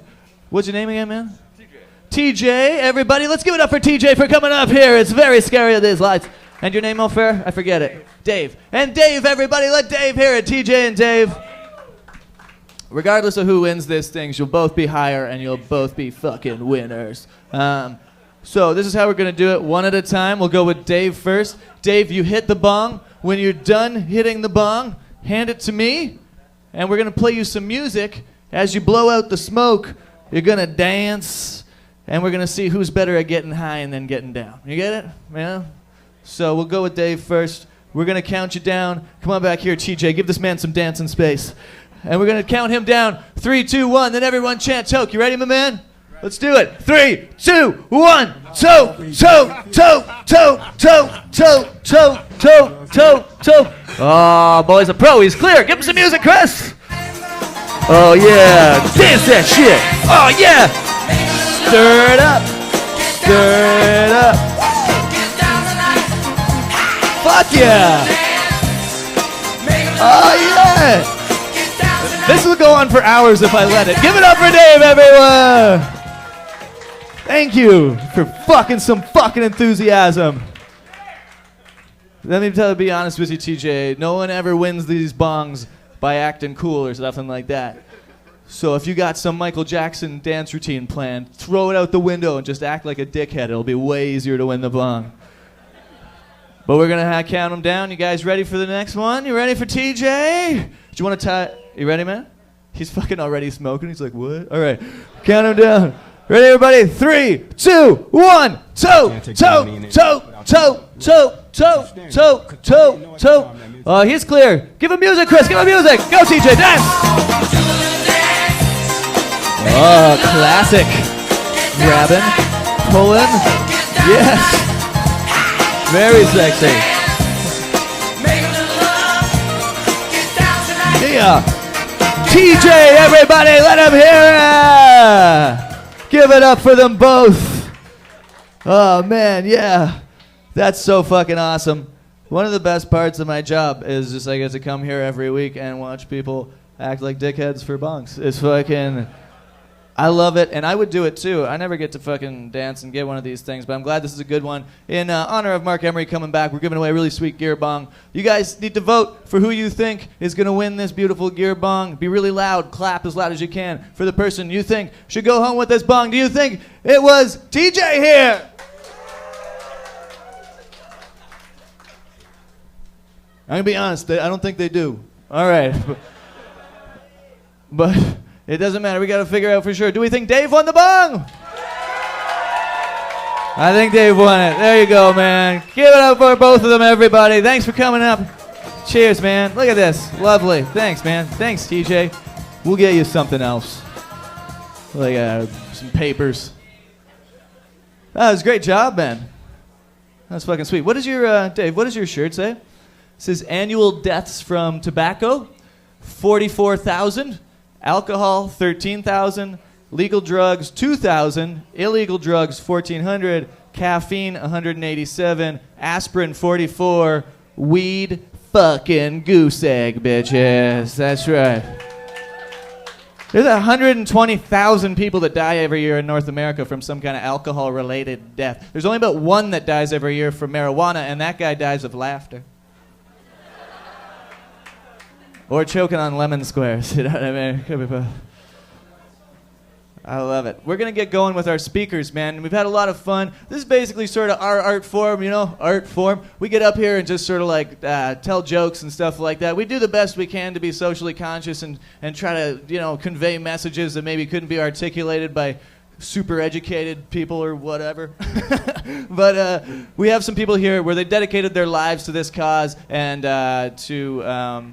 basically the freedom of choice in this goddamn country, which is what we need. So we're going to bring up these guys one at a time, and please be very kind to them. Do me a favor, guys, just be quiet right now for the people that are coming up on stage. They've worked really hard their whole life. It's like a big deal for them, so your fucking conversation about Twitter can hold off for fucking 10 minutes.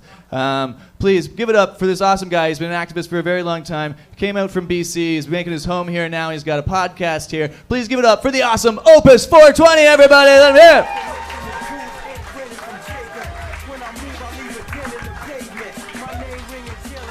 Hey, Bryan O'Gorman. Yeah, you don't want to sleep with him over the weekend, I'll tell you, especially on mushrooms. All right. Oh, yeah, and I got to follow a professional comedian. Yay. What can I say? Boy, is this ever a great time, eh? Marc Emery, after all these years, is finally free. Yeah, come on. And he's going to be here tonight and talk to us. All right. It's a good time. It's been a long time since I've seen my friend Marc. I first got to know Marc back in 2001, actually, and they were calling out for people to volunteer for the BC Marijuana Party, and I thought, oh, that sounds like fun. So I called up, I got a recording, and I'd say within about 20 minutes, Marc himself phoned me back. Said, yeah, get your ass down to BC elections and register and collect signatures, and so started the public, I guess, activism. And since then, I've been watched Marc do a lot of great things. One of the things that comes to mind that really I enjoyed was there was a bunch of busts that were going on BC ferries one time. And the cops, they had dogs, and they were getting on the ferry with the dog, and they'd walk up and down the car deck, and they'd find out which cars, and they found a lot of cars that, you know, people were carrying like pounds of weed and stuff like that, making deliveries. And so I like Marc's style of activism. He got a bunch of people, he gave them ferry fare, and told them to go and ride on the ferries, and at the same time they took weed oil, and they covered it all over their shoes. And then they walked up and down the decks of the ferry, so needless to say, the whole ferry was a hit for the dogs. And so ended that police operation. So I thought, yeah, I got to stick around even after the election and get more involved with this guy. And Marc, I mean, this guy, here's a guy, 5 years in prison for selling seeds. This is absolutely retarded, and not just any prison, but this horrible, disgusting place, like thousands of miles away from his family. That's a serious sacrifice.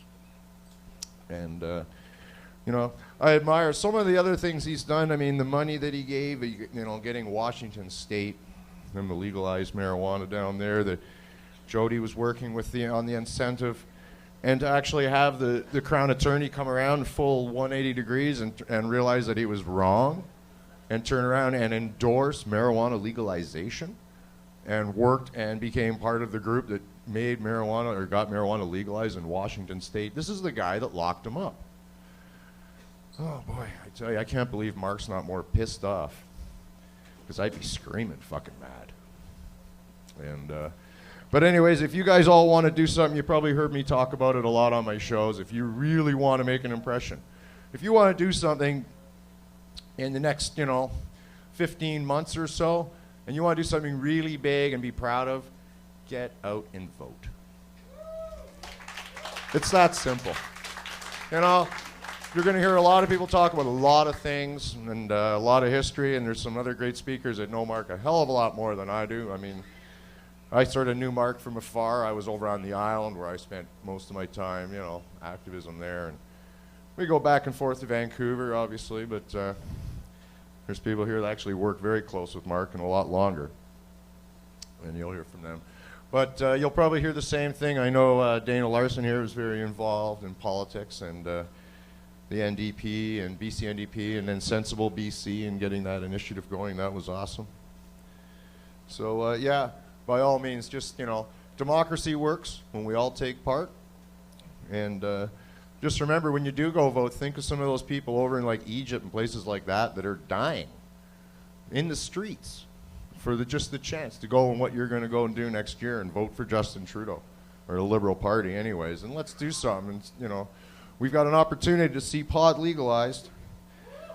We're not going to like the way they do it, but that's okay. We can work on that afterwards. In the meantime, first things first, let's get it legalized. Let's get a tax frame going and normalize it.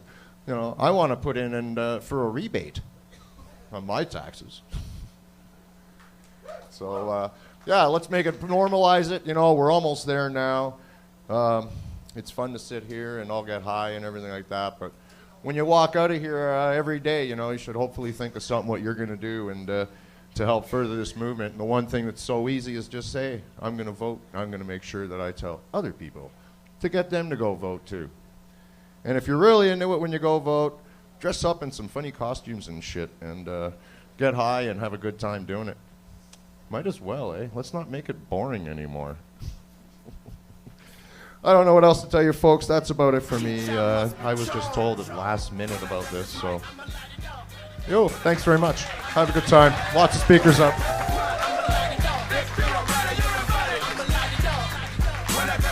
Here we go, man. Opus fucking 420, everybody.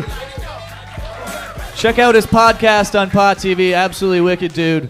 One of the best guys in the weed industry. Our next guest, who we have next? Oh, this dude is, I've known for years and stuff like that. We've always done the Yonge and Dundas Square festivals together. Did you guys see the 420 festival this year? Did you guys go to that shit?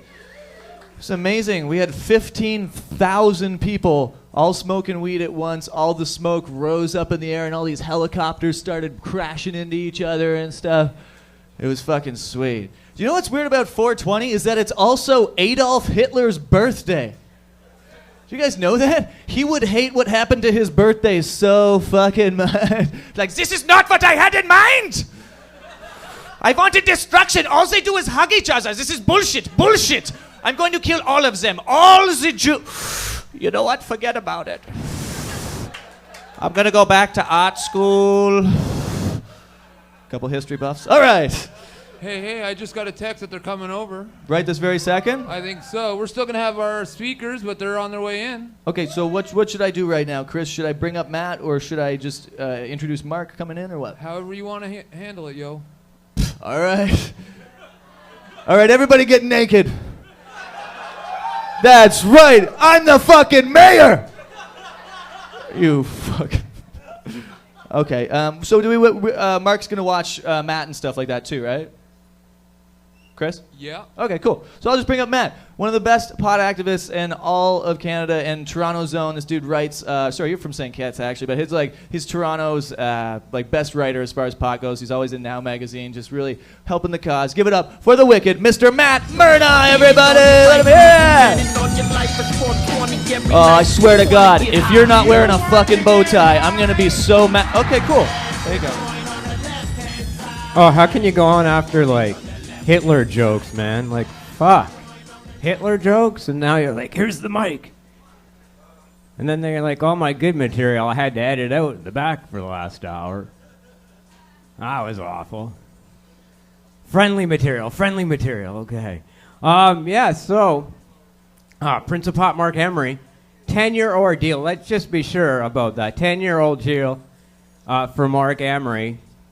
Because it did start, of course, in 2005. So, you live 5 years of what the fuck's going to happen to me, which I just completed. I just did 5.5 years of what the fuck's going to happen in my life. And then Mark did the sentence, which, thankfully for me, I lucked out. I didn't get the sentence because Canadian people stood up for me this time, and I appreciate that. And because of people like Marc Emery, blazing the trail, it was much easier for people to start standing up when we took the stand and did what we did. So we appreciate that. It's quite funny. I'd like to talk to a note to the comedians. I don't know if they had problems with the Vancouverites down front, but British Columbia doesn't understand comedy. And there was a case in the last couple of years. Chris, you're on the mic. Do you remember the case of the guy who's banned from performing comedy in British Columbia? There's a guy who's banned from performing comedy in British Columbia. I kid you not. Guy Earl. When did that happen? 3 or 4 years ago. Those are the types of cases that, would get Marc Emery's goat. They just, drive him batshit crazy. Because he's ultimately just like a freedom fighter type guy. I mean, he started in London, Ontario, hauling people's trash when there was a trash strike. He was just like, I'm going to go pick up the garbage, or I'm going to protest this. He did it, opened on Sundays when Sunday shopping didn't exist at all. Trust me, Ontario and everywhere else, none of you know this because you're all, not of the age. There was shit to do on Sunday. Over here, you fucking did, there was nothing. There is fuck all to do on Sunday. Vapor Central wouldn't be allowed to be open on a Sunday. But because of guys like Marc Emery, Sam Snyderman down the street, that's Sam the Rec Man, the Furrier guy, Paul Magder, guys like that stood up and said, you know what? Fuck this not being allowed to shop on Sunday, Retail Sales Act. This year when Mike Layton tweeted, he's like, when Sam Snyderman died, he sent out a tweet, Mike Layton, I remember shopping there on Boxing Day. And I was like, you did that illegally, you socialist bastard. But it was guys like Marc Emery that fought it. Now, got his start in London, Ontario. London, Ontario is a tough place. It's still a very tough place for cannabis. Marijuana people in London, Ontario, every fucking 420, London, Ontario, sends out a motherfucking press release that says, don't smoke pot in the goddamn park. It's fucked up in that city. It has been fucked. It's so fucked that 2 years ago at 420, a guy put tobacco in a goddamn bong and the police arrested him for that.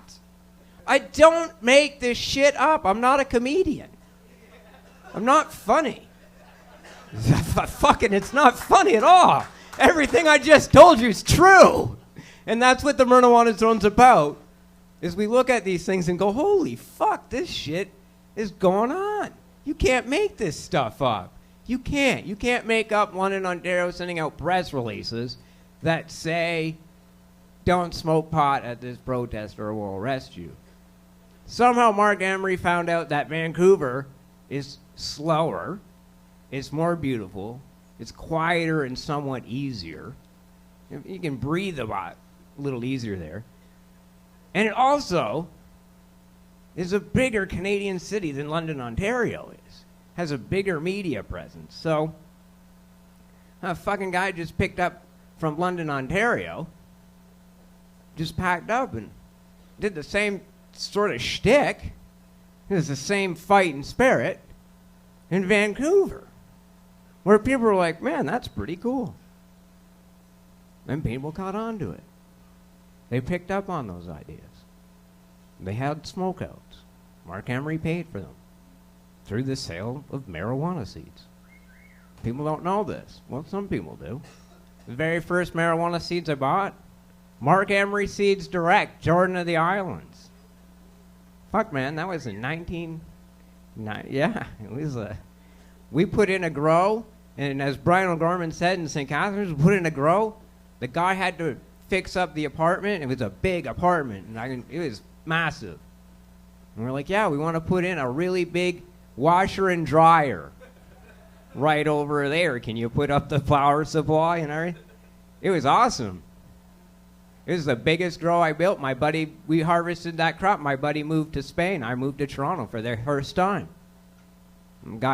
I remember we got the vial of seeds in the mail. They were like this, a vial of seeds like this. And it was like gold. It was amazing. That's how good Marc Emery is.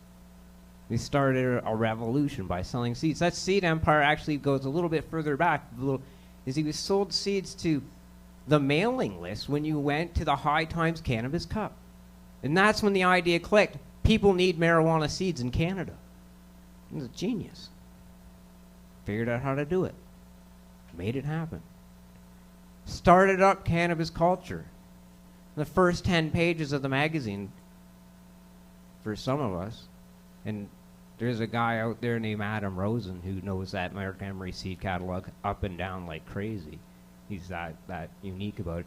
The Marc Emery seed catalog had these little blurbs about these amazing strains. Like, it was just epic. You'd be like, whoa, I gotta try that one. I gotta try that one. We would just read it. Like, it was unbelievable. It was well written, and it's like, how the hell's that person writing that many great words in such a small space? It was so great. It was so encapsulating. The Marc Emery seed catalog actually then spawned and influenced my Marijuana Smoker's Guidebook. It definitely came right out from that. All marijuana, reviewing and all that. Go back to that seed catalog, and you can look, and you can go, that's where it all should come from. It's all very well done. Speeding up. I remember the weekend Marc Emery got busted. I remember that weekend. I called Chris Goodwin. I said, I'm going down to the U.S. consulate, and I'm going to protest this. The fucking Americans. We protested a lot of Americans back then. Just got the photos. That was the very first time I got arrested, because if you don't know, I swear a lot. I swear a lot.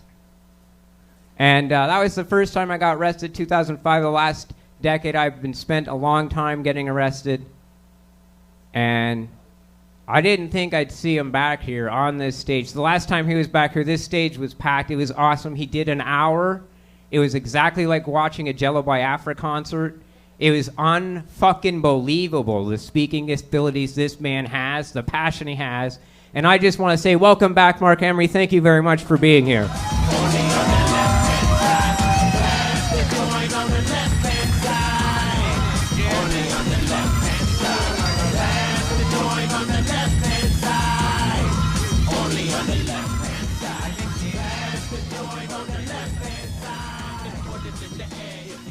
It's been a wonderful 28 hours, but before I begin, I'm going to let Dana Larson say something. I just want to tell you that Dana Larson is one of, they say I take credit for everything, and they might be right, but Dana Larson worked his first 10 years in the cannabis culture with me in the old days from 1994 to 2005 as the editor of Cannabis Culture magazine. Truly, I think it was one of the greatest magazines or publications of our culture that ever was, and he was the reason it was such a great thing. And I regard him as my one of my greatest achievements, that I mentored him in the early days and that he's become such a phenomenal activist. Organizing Sensible BC, they raised 220,000 signatures to get decriminalization on the ballot in British Columbia. It's not enough. They need 400,000, but I'll tell you this, for Colorado to make a legal amendment change to make marijuana legal required only 80,000 signatures. And so Sensible BC was able to exceed that number by 2.5 times, 220,000. It's truly a remarkable achievement. He's gone on to be a pioneer in the dispensary industry, and he was a pioneer in the editing and of our brilliant magazine, which is one of the true casualties of me going to jail in the United States for 4.5 years, was that we had to close publication of Cannabis Culture magazine. So I'd like to have Dana come up, wherever he is. Oh, there he is. And I want to say I have never had a more true or greater friend in my life than Dana.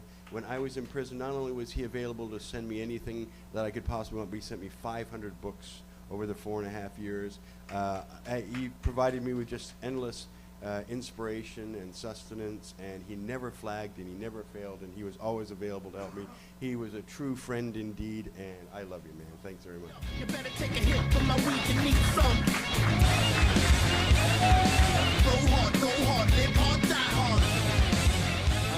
I'm kind of confused. I thought I was going to be introducing Marc, not having Marc introduce me, so it's kind of the opposite of what I was expecting there. But I will reintroduce you then. But it's great to be in Vapor Central. Every time I come to Toronto, I know the street really well. From here to our hotel and back again, that's pretty much all I see of this city. Or 7 West over there, I like eating there. And then on the Global Marijuana March, I get to see a little bit more as we walk around, then we come right back to Vapor Central. But I swear I've never seen very much of Toronto, even though I've been here many times. But yeah, I haven't even exchanged more than a dozen words with Marc since he's gotten back, because he's been surrounded by media and reporters and all kinds of stuff the whole time, and I expect that's going to last probably for a long time, actually, very long time. And but Marc talked a bit about the work I've done over the last 20 years. I was involved in marijuana activism in Vancouver and trying to make things change as a young university student before Marc came to Vancouver. But his presence in the city really transformed the marijuana movement locally and then nationally and then internationally.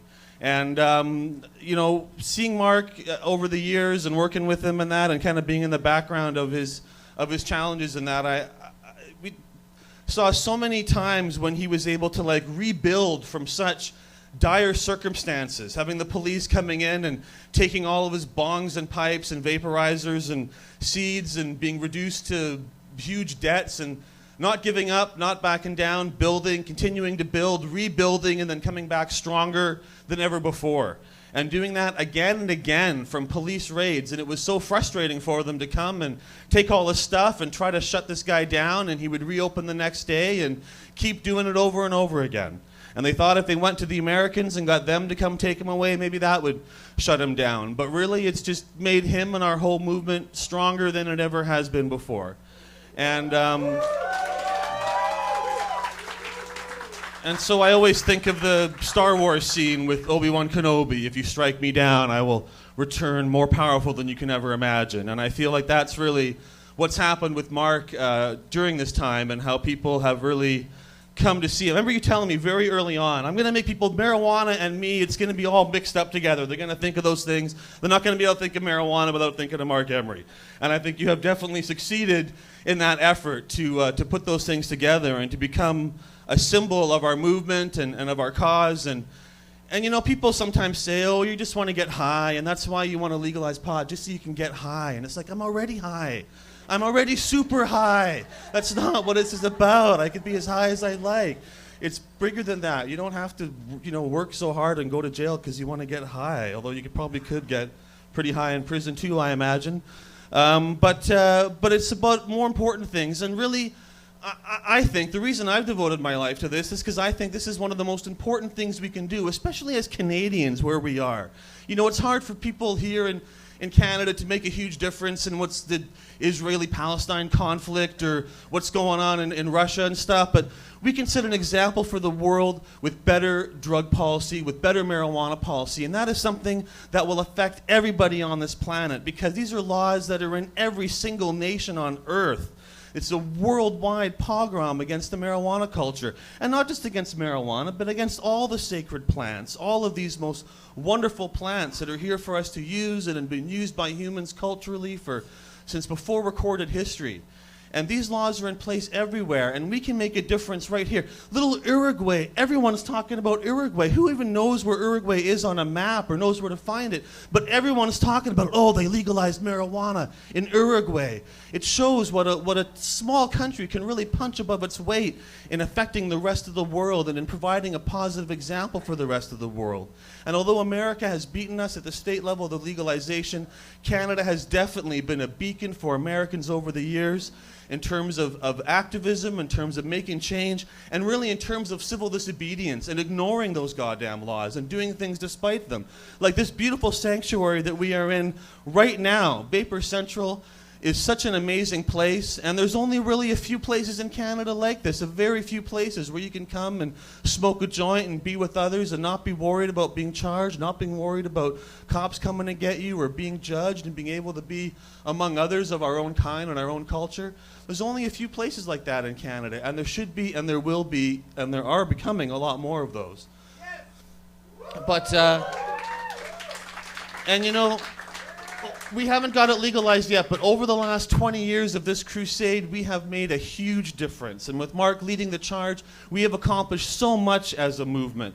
You know, when we first started this 20 years ago, no hemp was being grown in Canada. The majority of Canadians did not support legalization. Medical marijuana was very poorly known, maybe for a few ailments, and that was about it. There was no dispensaries. You couldn't buy a bong or a pipe. You couldn't get a grow book. Our culture was entirely suppressed at that time in the early 90s. And we have come so far since then. But almost all of our successes have come either through court decisions or really just through civil disobedience and just ignoring the laws. I mean, for Christ's sake, grow books are still against the law in Canada. That law is still on the books. Only in Ontario was that law overturned. And even since it was overturned, people have had their grow books and marijuana information taken away. Bongs and pipes are still against the law to sell in Canada. It's unbelievable that these laws are still on the books, but we've managed to ignore them and get the police and everybody else to leave us alone and let us do these things. And that comes from people like Marc, willing to be the first one to go and do it and get busted for it 5 times and keep doing it and provide an example for others to go make it happen.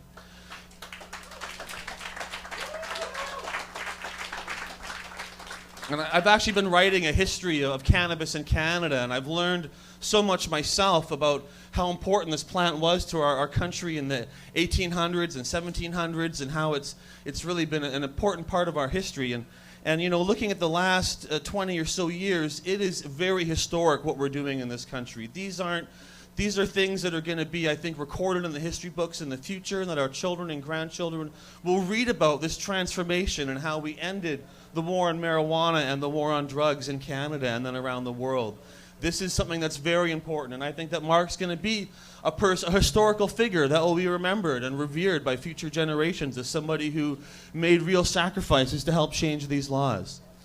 And so that's all I got to say. So it's been an honor to be Marc's friend, to work with him over the years, you know.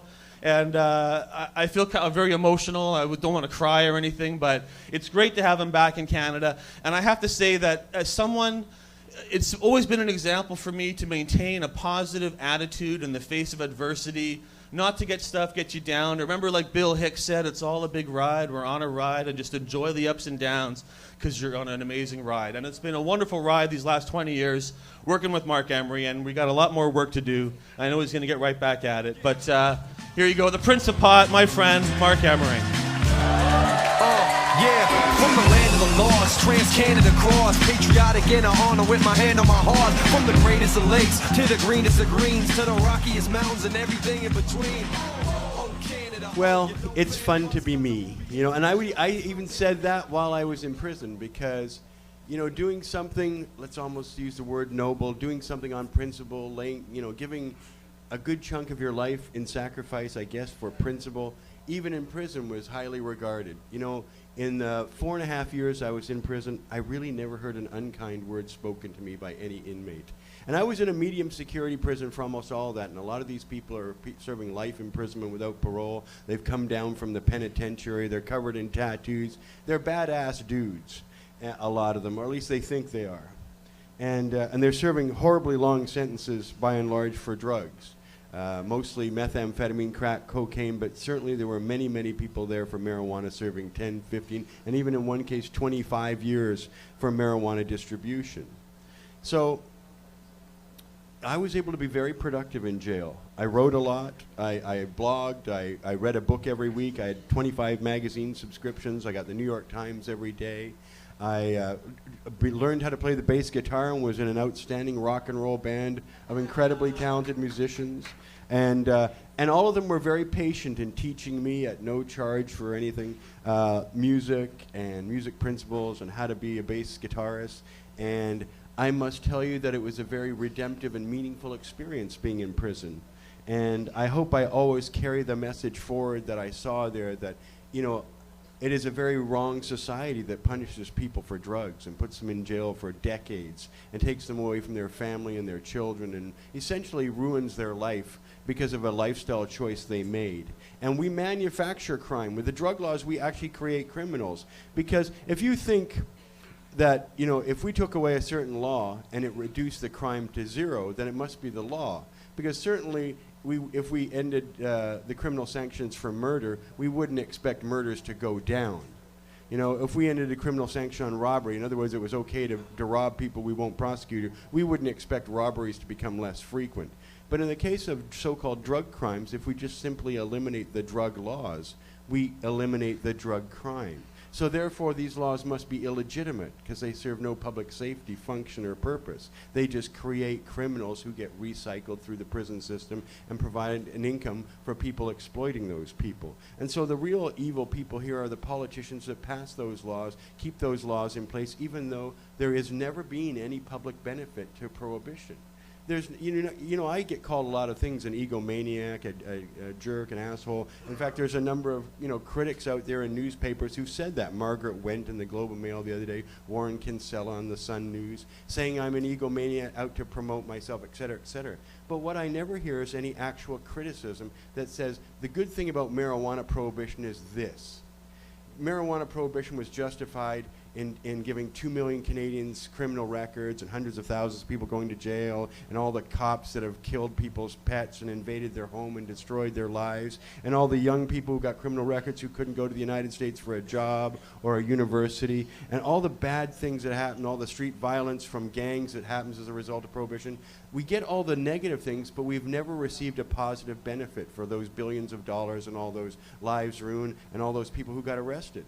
Never has a politician said, here's the reason we have prohibition, the good reason. And we were still waiting for it. After 45 years of millions of people being arrested for marijuana, we've never had a politician say, well, here's why we're doing all that. Here's why we're punishing everybody, all the citizens who use marijuana and those who don't, with their taxes. Here's why we're putting people in jail. Here's why we're giving people criminal records. Here's why we're shooting their dogs when we raid them. Here's why we destroy their home when we move in. Here's why we seize all their assets in their home because they were merely growing marijuana. We've never heard what the reason was that this was a good policy. And to this day, I've been back now 28 hours, and what a wonderful time it's been, I must tell you. But I've never heard in all the interviews I've done in 28 hours a single criticism that says, you're wrong on the facts. Yeah, they've called me an egomaniac. Yeah, they called me a jerk. They've called me all sorts of names, you know, but they've never said you're wrong in the facts that you are espousing. They don't say, no, what you say about prohibition is incorrect. Marijuana prohibition is a wonderful thing. None of the critics say that.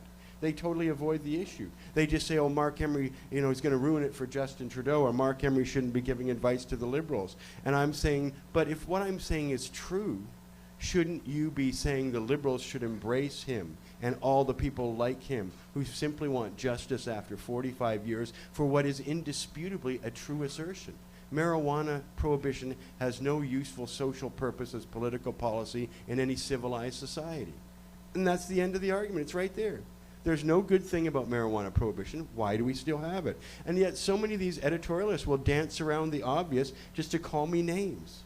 You know, and you think they'd be more polite in a way, because I spent 4.5 years in jail purely on my principles, purely because I believed in something so substantially I was willing to go to jail, and have always been willing to go to jail. I've been arrested 28 times for marijuana offenses for my beliefs. I've been jailed 23 times. I was jailed as long as 3 months in Saskatoon for just passing one joint at a rally, you know, and then a vindictive judge wanted to send me a lesson. I've tried to get arrested over 50 times for marijuana prohibition, starting back in London, Ontario in 1992, when I gave away High Times magazine right in front of the police station door to force them to charge me for distributing illegal drug literature.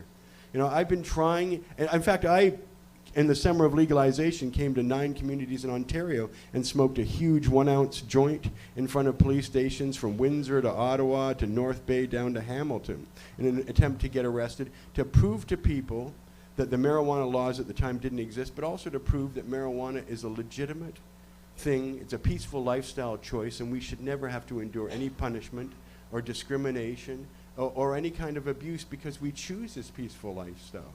So I've been doing this for 22 years. My most recent stint in a U.S. federal prison was for 4.5 years. And I've come through it, and I would say unscathed. I'd like to say I've come through it in better health, in better spirits than I ever was. I feel better about our movement than I have ever felt. The progress that's been made in my absence has been stunning. I hope most people here are fairly young, and I hope you can appreciate what's happened that has never happened before. I mean, the pot people, I will tell you this candidly, privately, we have never had it so good. And we've never had it so good because of the efforts of many people who, along with me, are the old school fighters who made it this far. It's true that when I started my marijuana activism in 1990, you couldn't get High Times magazine, you couldn't buy a bong or a pipe, you couldn't find any literature about marijuana whatsoever. It was banned. No one talked about it in newspapers. Nobody wrote editorials saying we should legalize it. Nobody was having ballot initiatives. There was no medical marijuana. There was no industrial hemp. There was nothing. There was absolutely nothing. The concept of cannabis culture simply did not exist. People bought their marijuana from a dealer and they went home and they smoked it and they never talked about it. They never had a rally. From 1981 to 1993, if you go and check, there was no Google equivalent for that period, but there was not a single marijuana rally for 12 years anywhere in Canada from 1981 to 1993. The first really major rally to break that was in 1993 in Vancouver. And then, you know, in Vancouver, we invented the 420 and the Cannabis Day celebration. Those are homegrown Canadian holidays. 420 was started in 1995 right beside our store at Victory Square when 2 deadheads came up to me and they said, Marc, can we have a celebration in the park next door on 420? And I said, well, what do you mean? And they said, well, you know, they were deadheads. They were in the Grateful Dead. They used to tour around, and they said, you know, on 420 every day we smoke marijuana in dead culture. And, you know, they started doing it in the store, or the first Hemp BC store in 1994. And as April 1995 went along, they said, can we have a celebration on April 20th? And I said, well, what do you mean? And they said, well, can we celebrate 420 and in the park? I said, well, what does that mean? They said, well, we'll just smoke pot all day in the park, and we'll party and have musicians. And I said, what, all day? And they said, yeah. And I said, do you think we could get away with that? And they go, yeah, I think we would. I said, we go to the park, we'll take it over, and we'll smoke pot all day and play music, and you think the police are going to let us do that in the middle of a public park? They said, yeah, I think they do that. And then they said, so will you do that? Is that something you would do with us? And I thought about it, and I said, no, that's far too decadent. We can't spend all day and smoke pot in a park. You know, I mean, the Ayn Rand capitalist ethos inside me just rebelled at the idea. I mean, like, stop producing wealth and go and party all day in the middle of the week because it's 420? And they said, yeah, we could do that. And I said, no, we can't do that. And so they walked away, and they consulted, and then they came back. And they said, well, Marc, even if you don't approve, can we do it anyway? And I thought, well, I do admire initiative. I said, yes, you can go ahead and do your 420. But then they came back, well, can we use you to pay for it? And I thought, I see how this is going. I said, yes, I'll pay for it. And they said, well, can we run the cables from here down to the park to provide all the power for the stage and everything? I said, yeah, we'll do that. So, of course, we did the 420, and 200 people came by, and we had a wonderful time all day smoking pot in the park. The police didn't come by and arrest us, and that's one of the biggest things. And now, and then the following year in 1996, 500 people came, and then the following year, 1,000 people came, and now 25 to 30,000 people come, and it's an event emulated all around the world. And we also were the first sponsors of the Global Marijuana March, too, which takes place in Toronto here. That's an invention, by and large, from Dana Beale, High Times Magazine, and our work that made that a worldwide phenomenon that happens every year. And here's one of the most important things I can tell you about activism. What was the motivation for that 420? It wasn't really me. I made it happen with my money and resources and what have you and support. But two people went to someone with an idea and said, can we make this happen? 90% of accomplishment in politics is just showing up. Just showing up. All they did came to me and they said, can we do this? And I even said no. And they came back to me and said, well, can we still do it? Right? They wouldn't take no for an answer, and eventually I relented because it made some degree of sense. We went ahead and did it. We got away with it. I'm not sure what would have happened if we'd all been arrested and rounded up, but we didn't get arrested and rounded up, and then we did it, and then it became a worldwide phenomenon that happens everywhere now. 420 is totally ubiquitous. On April 20th, every stoner around the world knows it's a day to celebrate. Even in prison, people came up to me on April 20th and said, Marc, it's April 20th. You want to smoke some pot? I said, I really do want to smoke some pot, but I am not going to smoke some pot in this prison because a lot of bad things happen if you have a failed urine test in prison. Terrible things happen. And I just wasn't willing to do that. But even in prison, people all day were going, it's 420, Marc. You want to come and join us? No, I don't want to come and join us, but I'm glad you're celebrating. You know, and basically, 200 people showed up in 1995 and hung out and smoked pot in that park and established a historical precedent. And that's often all it takes. So never underestimate your ability to make change. Just showing up is one of the most important words of advice I'll ever give any of you. Just show up. The people who show up are the people who are going to get it done. They're going to be the people who are inspired. So their life is going to take a change for the better because they showed up. And that's really important in an era of social media, because I'm not a big believer that a lot is accomplished on Facebook and Twitter and things like that that are really going to generate change. Change happens on the street, meeting people eyeball to eyeball, talking at it in rooms, and going in and getting the powers that be. It's one thing to see change in technology, but to change your social system, to change justice, to change the way the world happens on the street, you've got to get involved. Or really, oftentimes you don't even have to get involved. You just have to show up.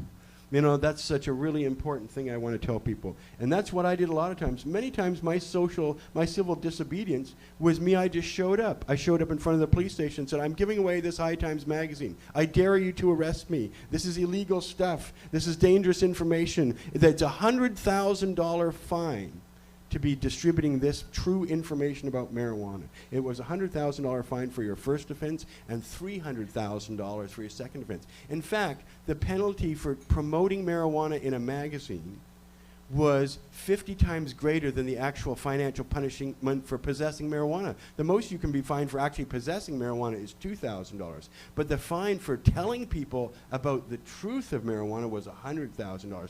And I thought, that's really what it's all about. You see, they really don't care about the marijuana. They acknowledge we're going to get the marijuana. What they really don't want, and it's indicated by the degree of penalty involved, is they don't want you to know about marijuana. They don't want you to know about yourself. They don't want you to know about marijuana history. I mean, we know amazing things about marijuana history now, that it goes back 12,000 years, that it was used by all ancient cultures, that it's always had so many wonderful medical effects. One of the major reasons for the Spanish Inquisition was to kill all the women who were giving out marijuana salves and balms and potions and tinctures to help people with medical ailments back in the Middle Ages. Those were the people targeted specifically by the church, because the church did not approve of cannabis. Cannabis was officially demonized by Pope Innocent IV in 1484. The Pope said this marijuana is the work of the devil. Anybody who uses this stuff is an agent of the devil, and therefore we must kill them as heretics. And that's what much of the Spanish Inquisition is all about, is killing the heretics who were using marijuana for spiritual and medical reasons.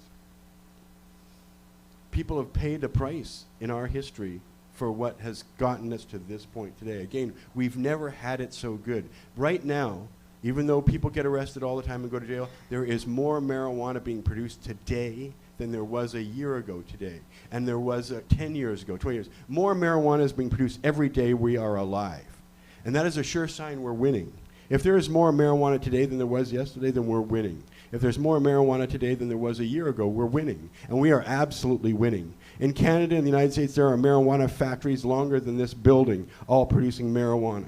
Every day, there's a new licensed provider in Canada somewhere going to be producing marijuana. In Washington, Colorado, there are new stores opening every day selling marijuana. And in the fall, in the first Tuesday in November, Alaska and Oregon and Washington, D.C., of all places, are legalizing the sale and possession of marijuana. And in Florida is going to be one of the biggest states to legalize medical marijuana this November also. Every day something happens. Every day more marijuana is being produced than ever before. Every day somebody in the world, a politician, wants to try and legalize marijuana. The amount of activism in the United States that's coming from the establishment is stunning. In Canada, we're in a very peculiar situation. No politician except Justin Trudeau, Liberal leader Justin Trudeau, ever talks about marijuana. It's very strange. You know, when they legalize marijuana, here's what happens. The federal government just takes it out of the schedule of controlled drugs and substances. It's going to take the Minister of Health 5 seconds to legalize marijuana. He's going to go, today, I removed marijuana from the schedule. Just the same way they made it illegal in 1923 when someone got up and said, Mr. Speaker, I have added marijuana to the schedule. Bang. 5 seconds it took him to make marijuana illegal with no discussion, debate. And they can make it, that's how they made it illegal with 5 seconds of no discussion, debate. Well, that's how we can make it legal too. Mr. Speaker, today the health department removed marijuana from Schedule 1. The federal government now has no regulation of marijuana, so we are now entrusting it to the provinces who officially are legally the people that would regulate the sale of marijuana. And that's how it'll be legalized. It's just, he doesn't have to do anything. He doesn't have to get a vote of the House of Commons, doesn't have to get the Senate to approve anything. Just the Minister of Health just says it's no longer in the schedule.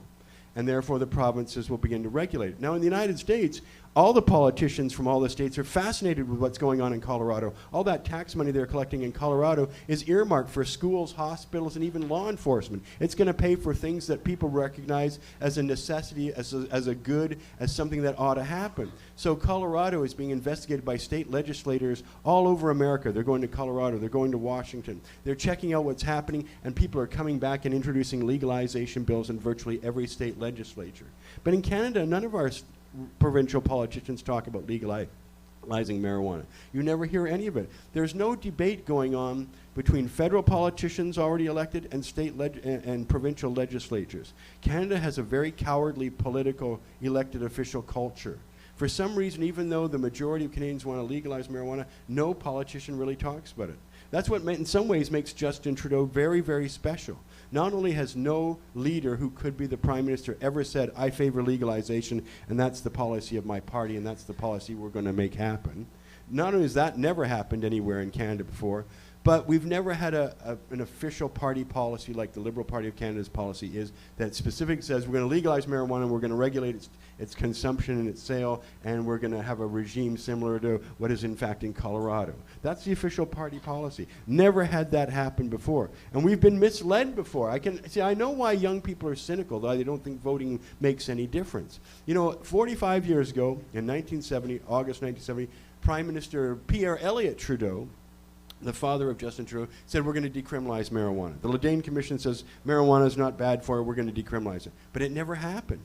And then Joe Clark, the Conservative Prime Minister in 1970, said he was going to decriminalize marijuana. And it never happened. And then Jean Chrétien, more recently in 2003, said we're going to make marijuana decriminalized with a $100 fine at the most. That's it. And that never happened. And in 2002, we got the Senate's committee, a unanimous committee of 9 guys saying, listen, pot's harmless, it should be legalized. And nothing ever happened. And the man who was in charge of that committee, Senator Claude Nolan, is now the leader of the government in the Senate, and he never speaks about it.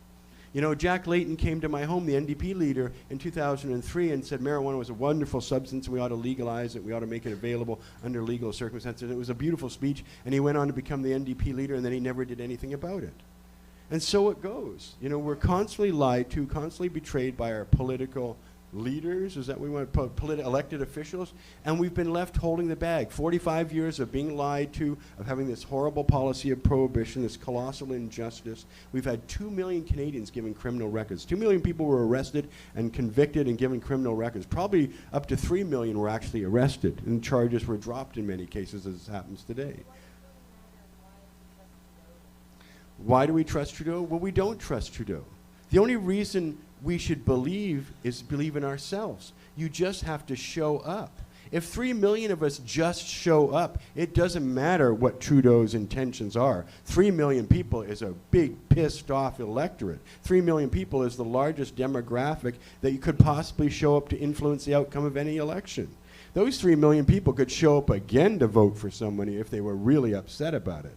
And that's my point. We don't need to believe Justin Trudeau. We just need to support him because he has made the daring, bold move to say legalization is right and proper. It's the right public policy for Canada. It's something I believe in. It's something my party is committed to. And obviously, if I get a majority government, he's saying, we will make this happen. And we have never had this opportunity in Canadian history. Americans have never had this opportunity. Nobody, as far as I know, around the world, no citizen of any country has ever been offered one election. Whereas if you show up, we legalize marijuana the next day. It's all over. Prohibition ends. We win the battle. The war is over. 45 years of people going to jail, being arrested, of cops busting houses, of killing animals, of even killing people, of running roughshod, of gangs. All that ends if you just show up. That one day for 25, 35 minutes, if you just show up and you can get all your friends to go and you can get your family and, and everybody you know who believes that marijuana should be legalized, if you all just show up, the next day we party forever and ever and ever, and we never look back. We never look back.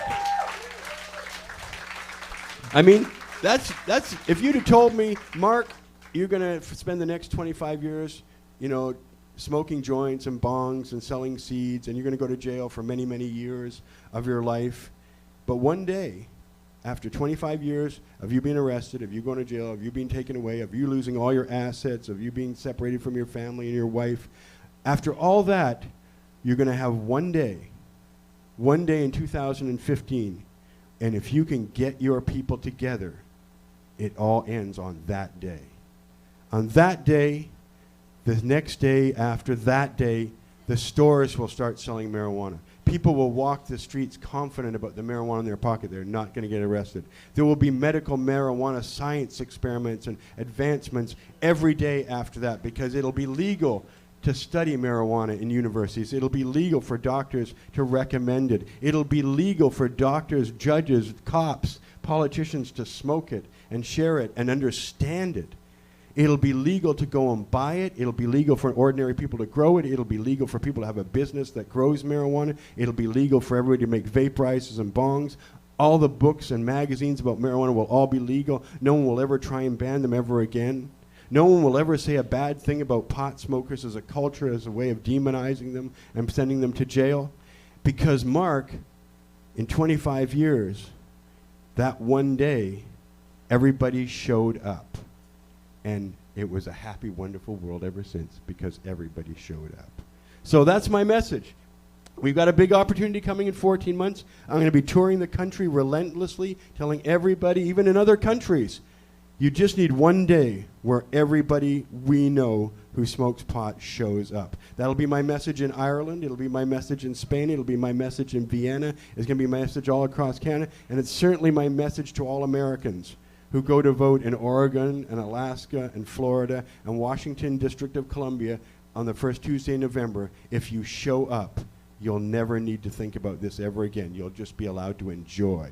You'll be allowed to be part of a culture that ought to be one of the most respected cultures in the history of mankind. Because I'll tell you this, the cannabis culture has given more to humanity and mankind, humankind, in science and entertainment and theater and arts, books and culture, and especially in music, than any other culture of the last 100 years. The cannabis culture is one of the greatest cultures in the history of mankind, starting with William Shakespeare, who smoked marijuana. Cannabis, actually. You know, so many great poets and writers and musicians and scientists and doctors and explorers, and to this day are movers and shakers, Bill Jobs, Bill Gates, Stephen Jobs, pot smokers. You know, Carl Sagan, pot smoker. Every musician you've ever cared to really enjoy a pot smoker. Most of the people who write today's great bestsellers and make today's great movies are pot smokers, including actors. And we are a great culture, but we have been denied our official right to be regarded as first-class citizens like everybody else who makes contributions and who ought to be acknowledged as a culture. And so if they'd have told me 25 years ago, Mark, it's going to be a long road with a lot of difficulties, but one day in 2015, one day it all becomes real if you can get your people to show up. So that's my message. Thanks very much. I look forward to partying with you tonight.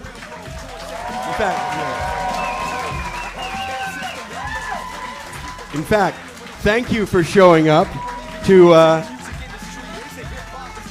and I thought I would take a while before I was able to smoke some really good pot and lots of pot, but I found that I'm already there. So I have no fear. Tonight I am going to smoke a lot of pot, and I expect to be still standing by the end of the evening, but time will tell. Time will tell. And I look forward to meeting all of you. Thank you for coming tonight, and let's party.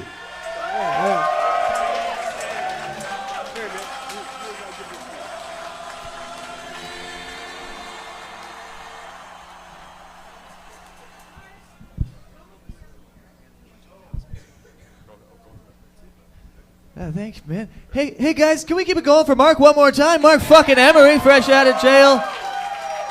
Fucking unbelievable to have you here. Really glad to have him here. And honestly, from the bottom of our hearts, man, this place wouldn't... I'm just going to wait till Opus is done whispering his sweet nothings in his ear. Dear Marc. Sorry, Opus. I'm sorry. Hey, man, I just want to say, like, we've been doing comedy here for 8 years, and it's given a lot of money to the artistic community and stuff like that. And none of us would have been able to do any of that without you doing your work, and we all want to say thank you very much for that. All the artists in here and all the comedians. So one more time, just for Marc Emery. It really helped the artistic community, man, like, whether you knew it or not, dude. But cheers, man.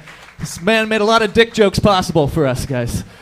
Also, just got to do some announcements real quick. We do this every Wednesday, every Thursday. We have shows every Sunday is the open mics. If you guys want to come by for that, please do. Podcasts with Opus and also Matt Murnaugh. So check that stuff out on Pot TV. And yeah, we what else? Go to THC, check that place out. And we're all really happy to have you guys here. Thanks again one more time. Give it up for all your Vapor Central staff. And give it up for the comedians. Give it up for the speakers. And give it up for Marc fucking Emery, man. Happy to have him back, everybody. Howdy on.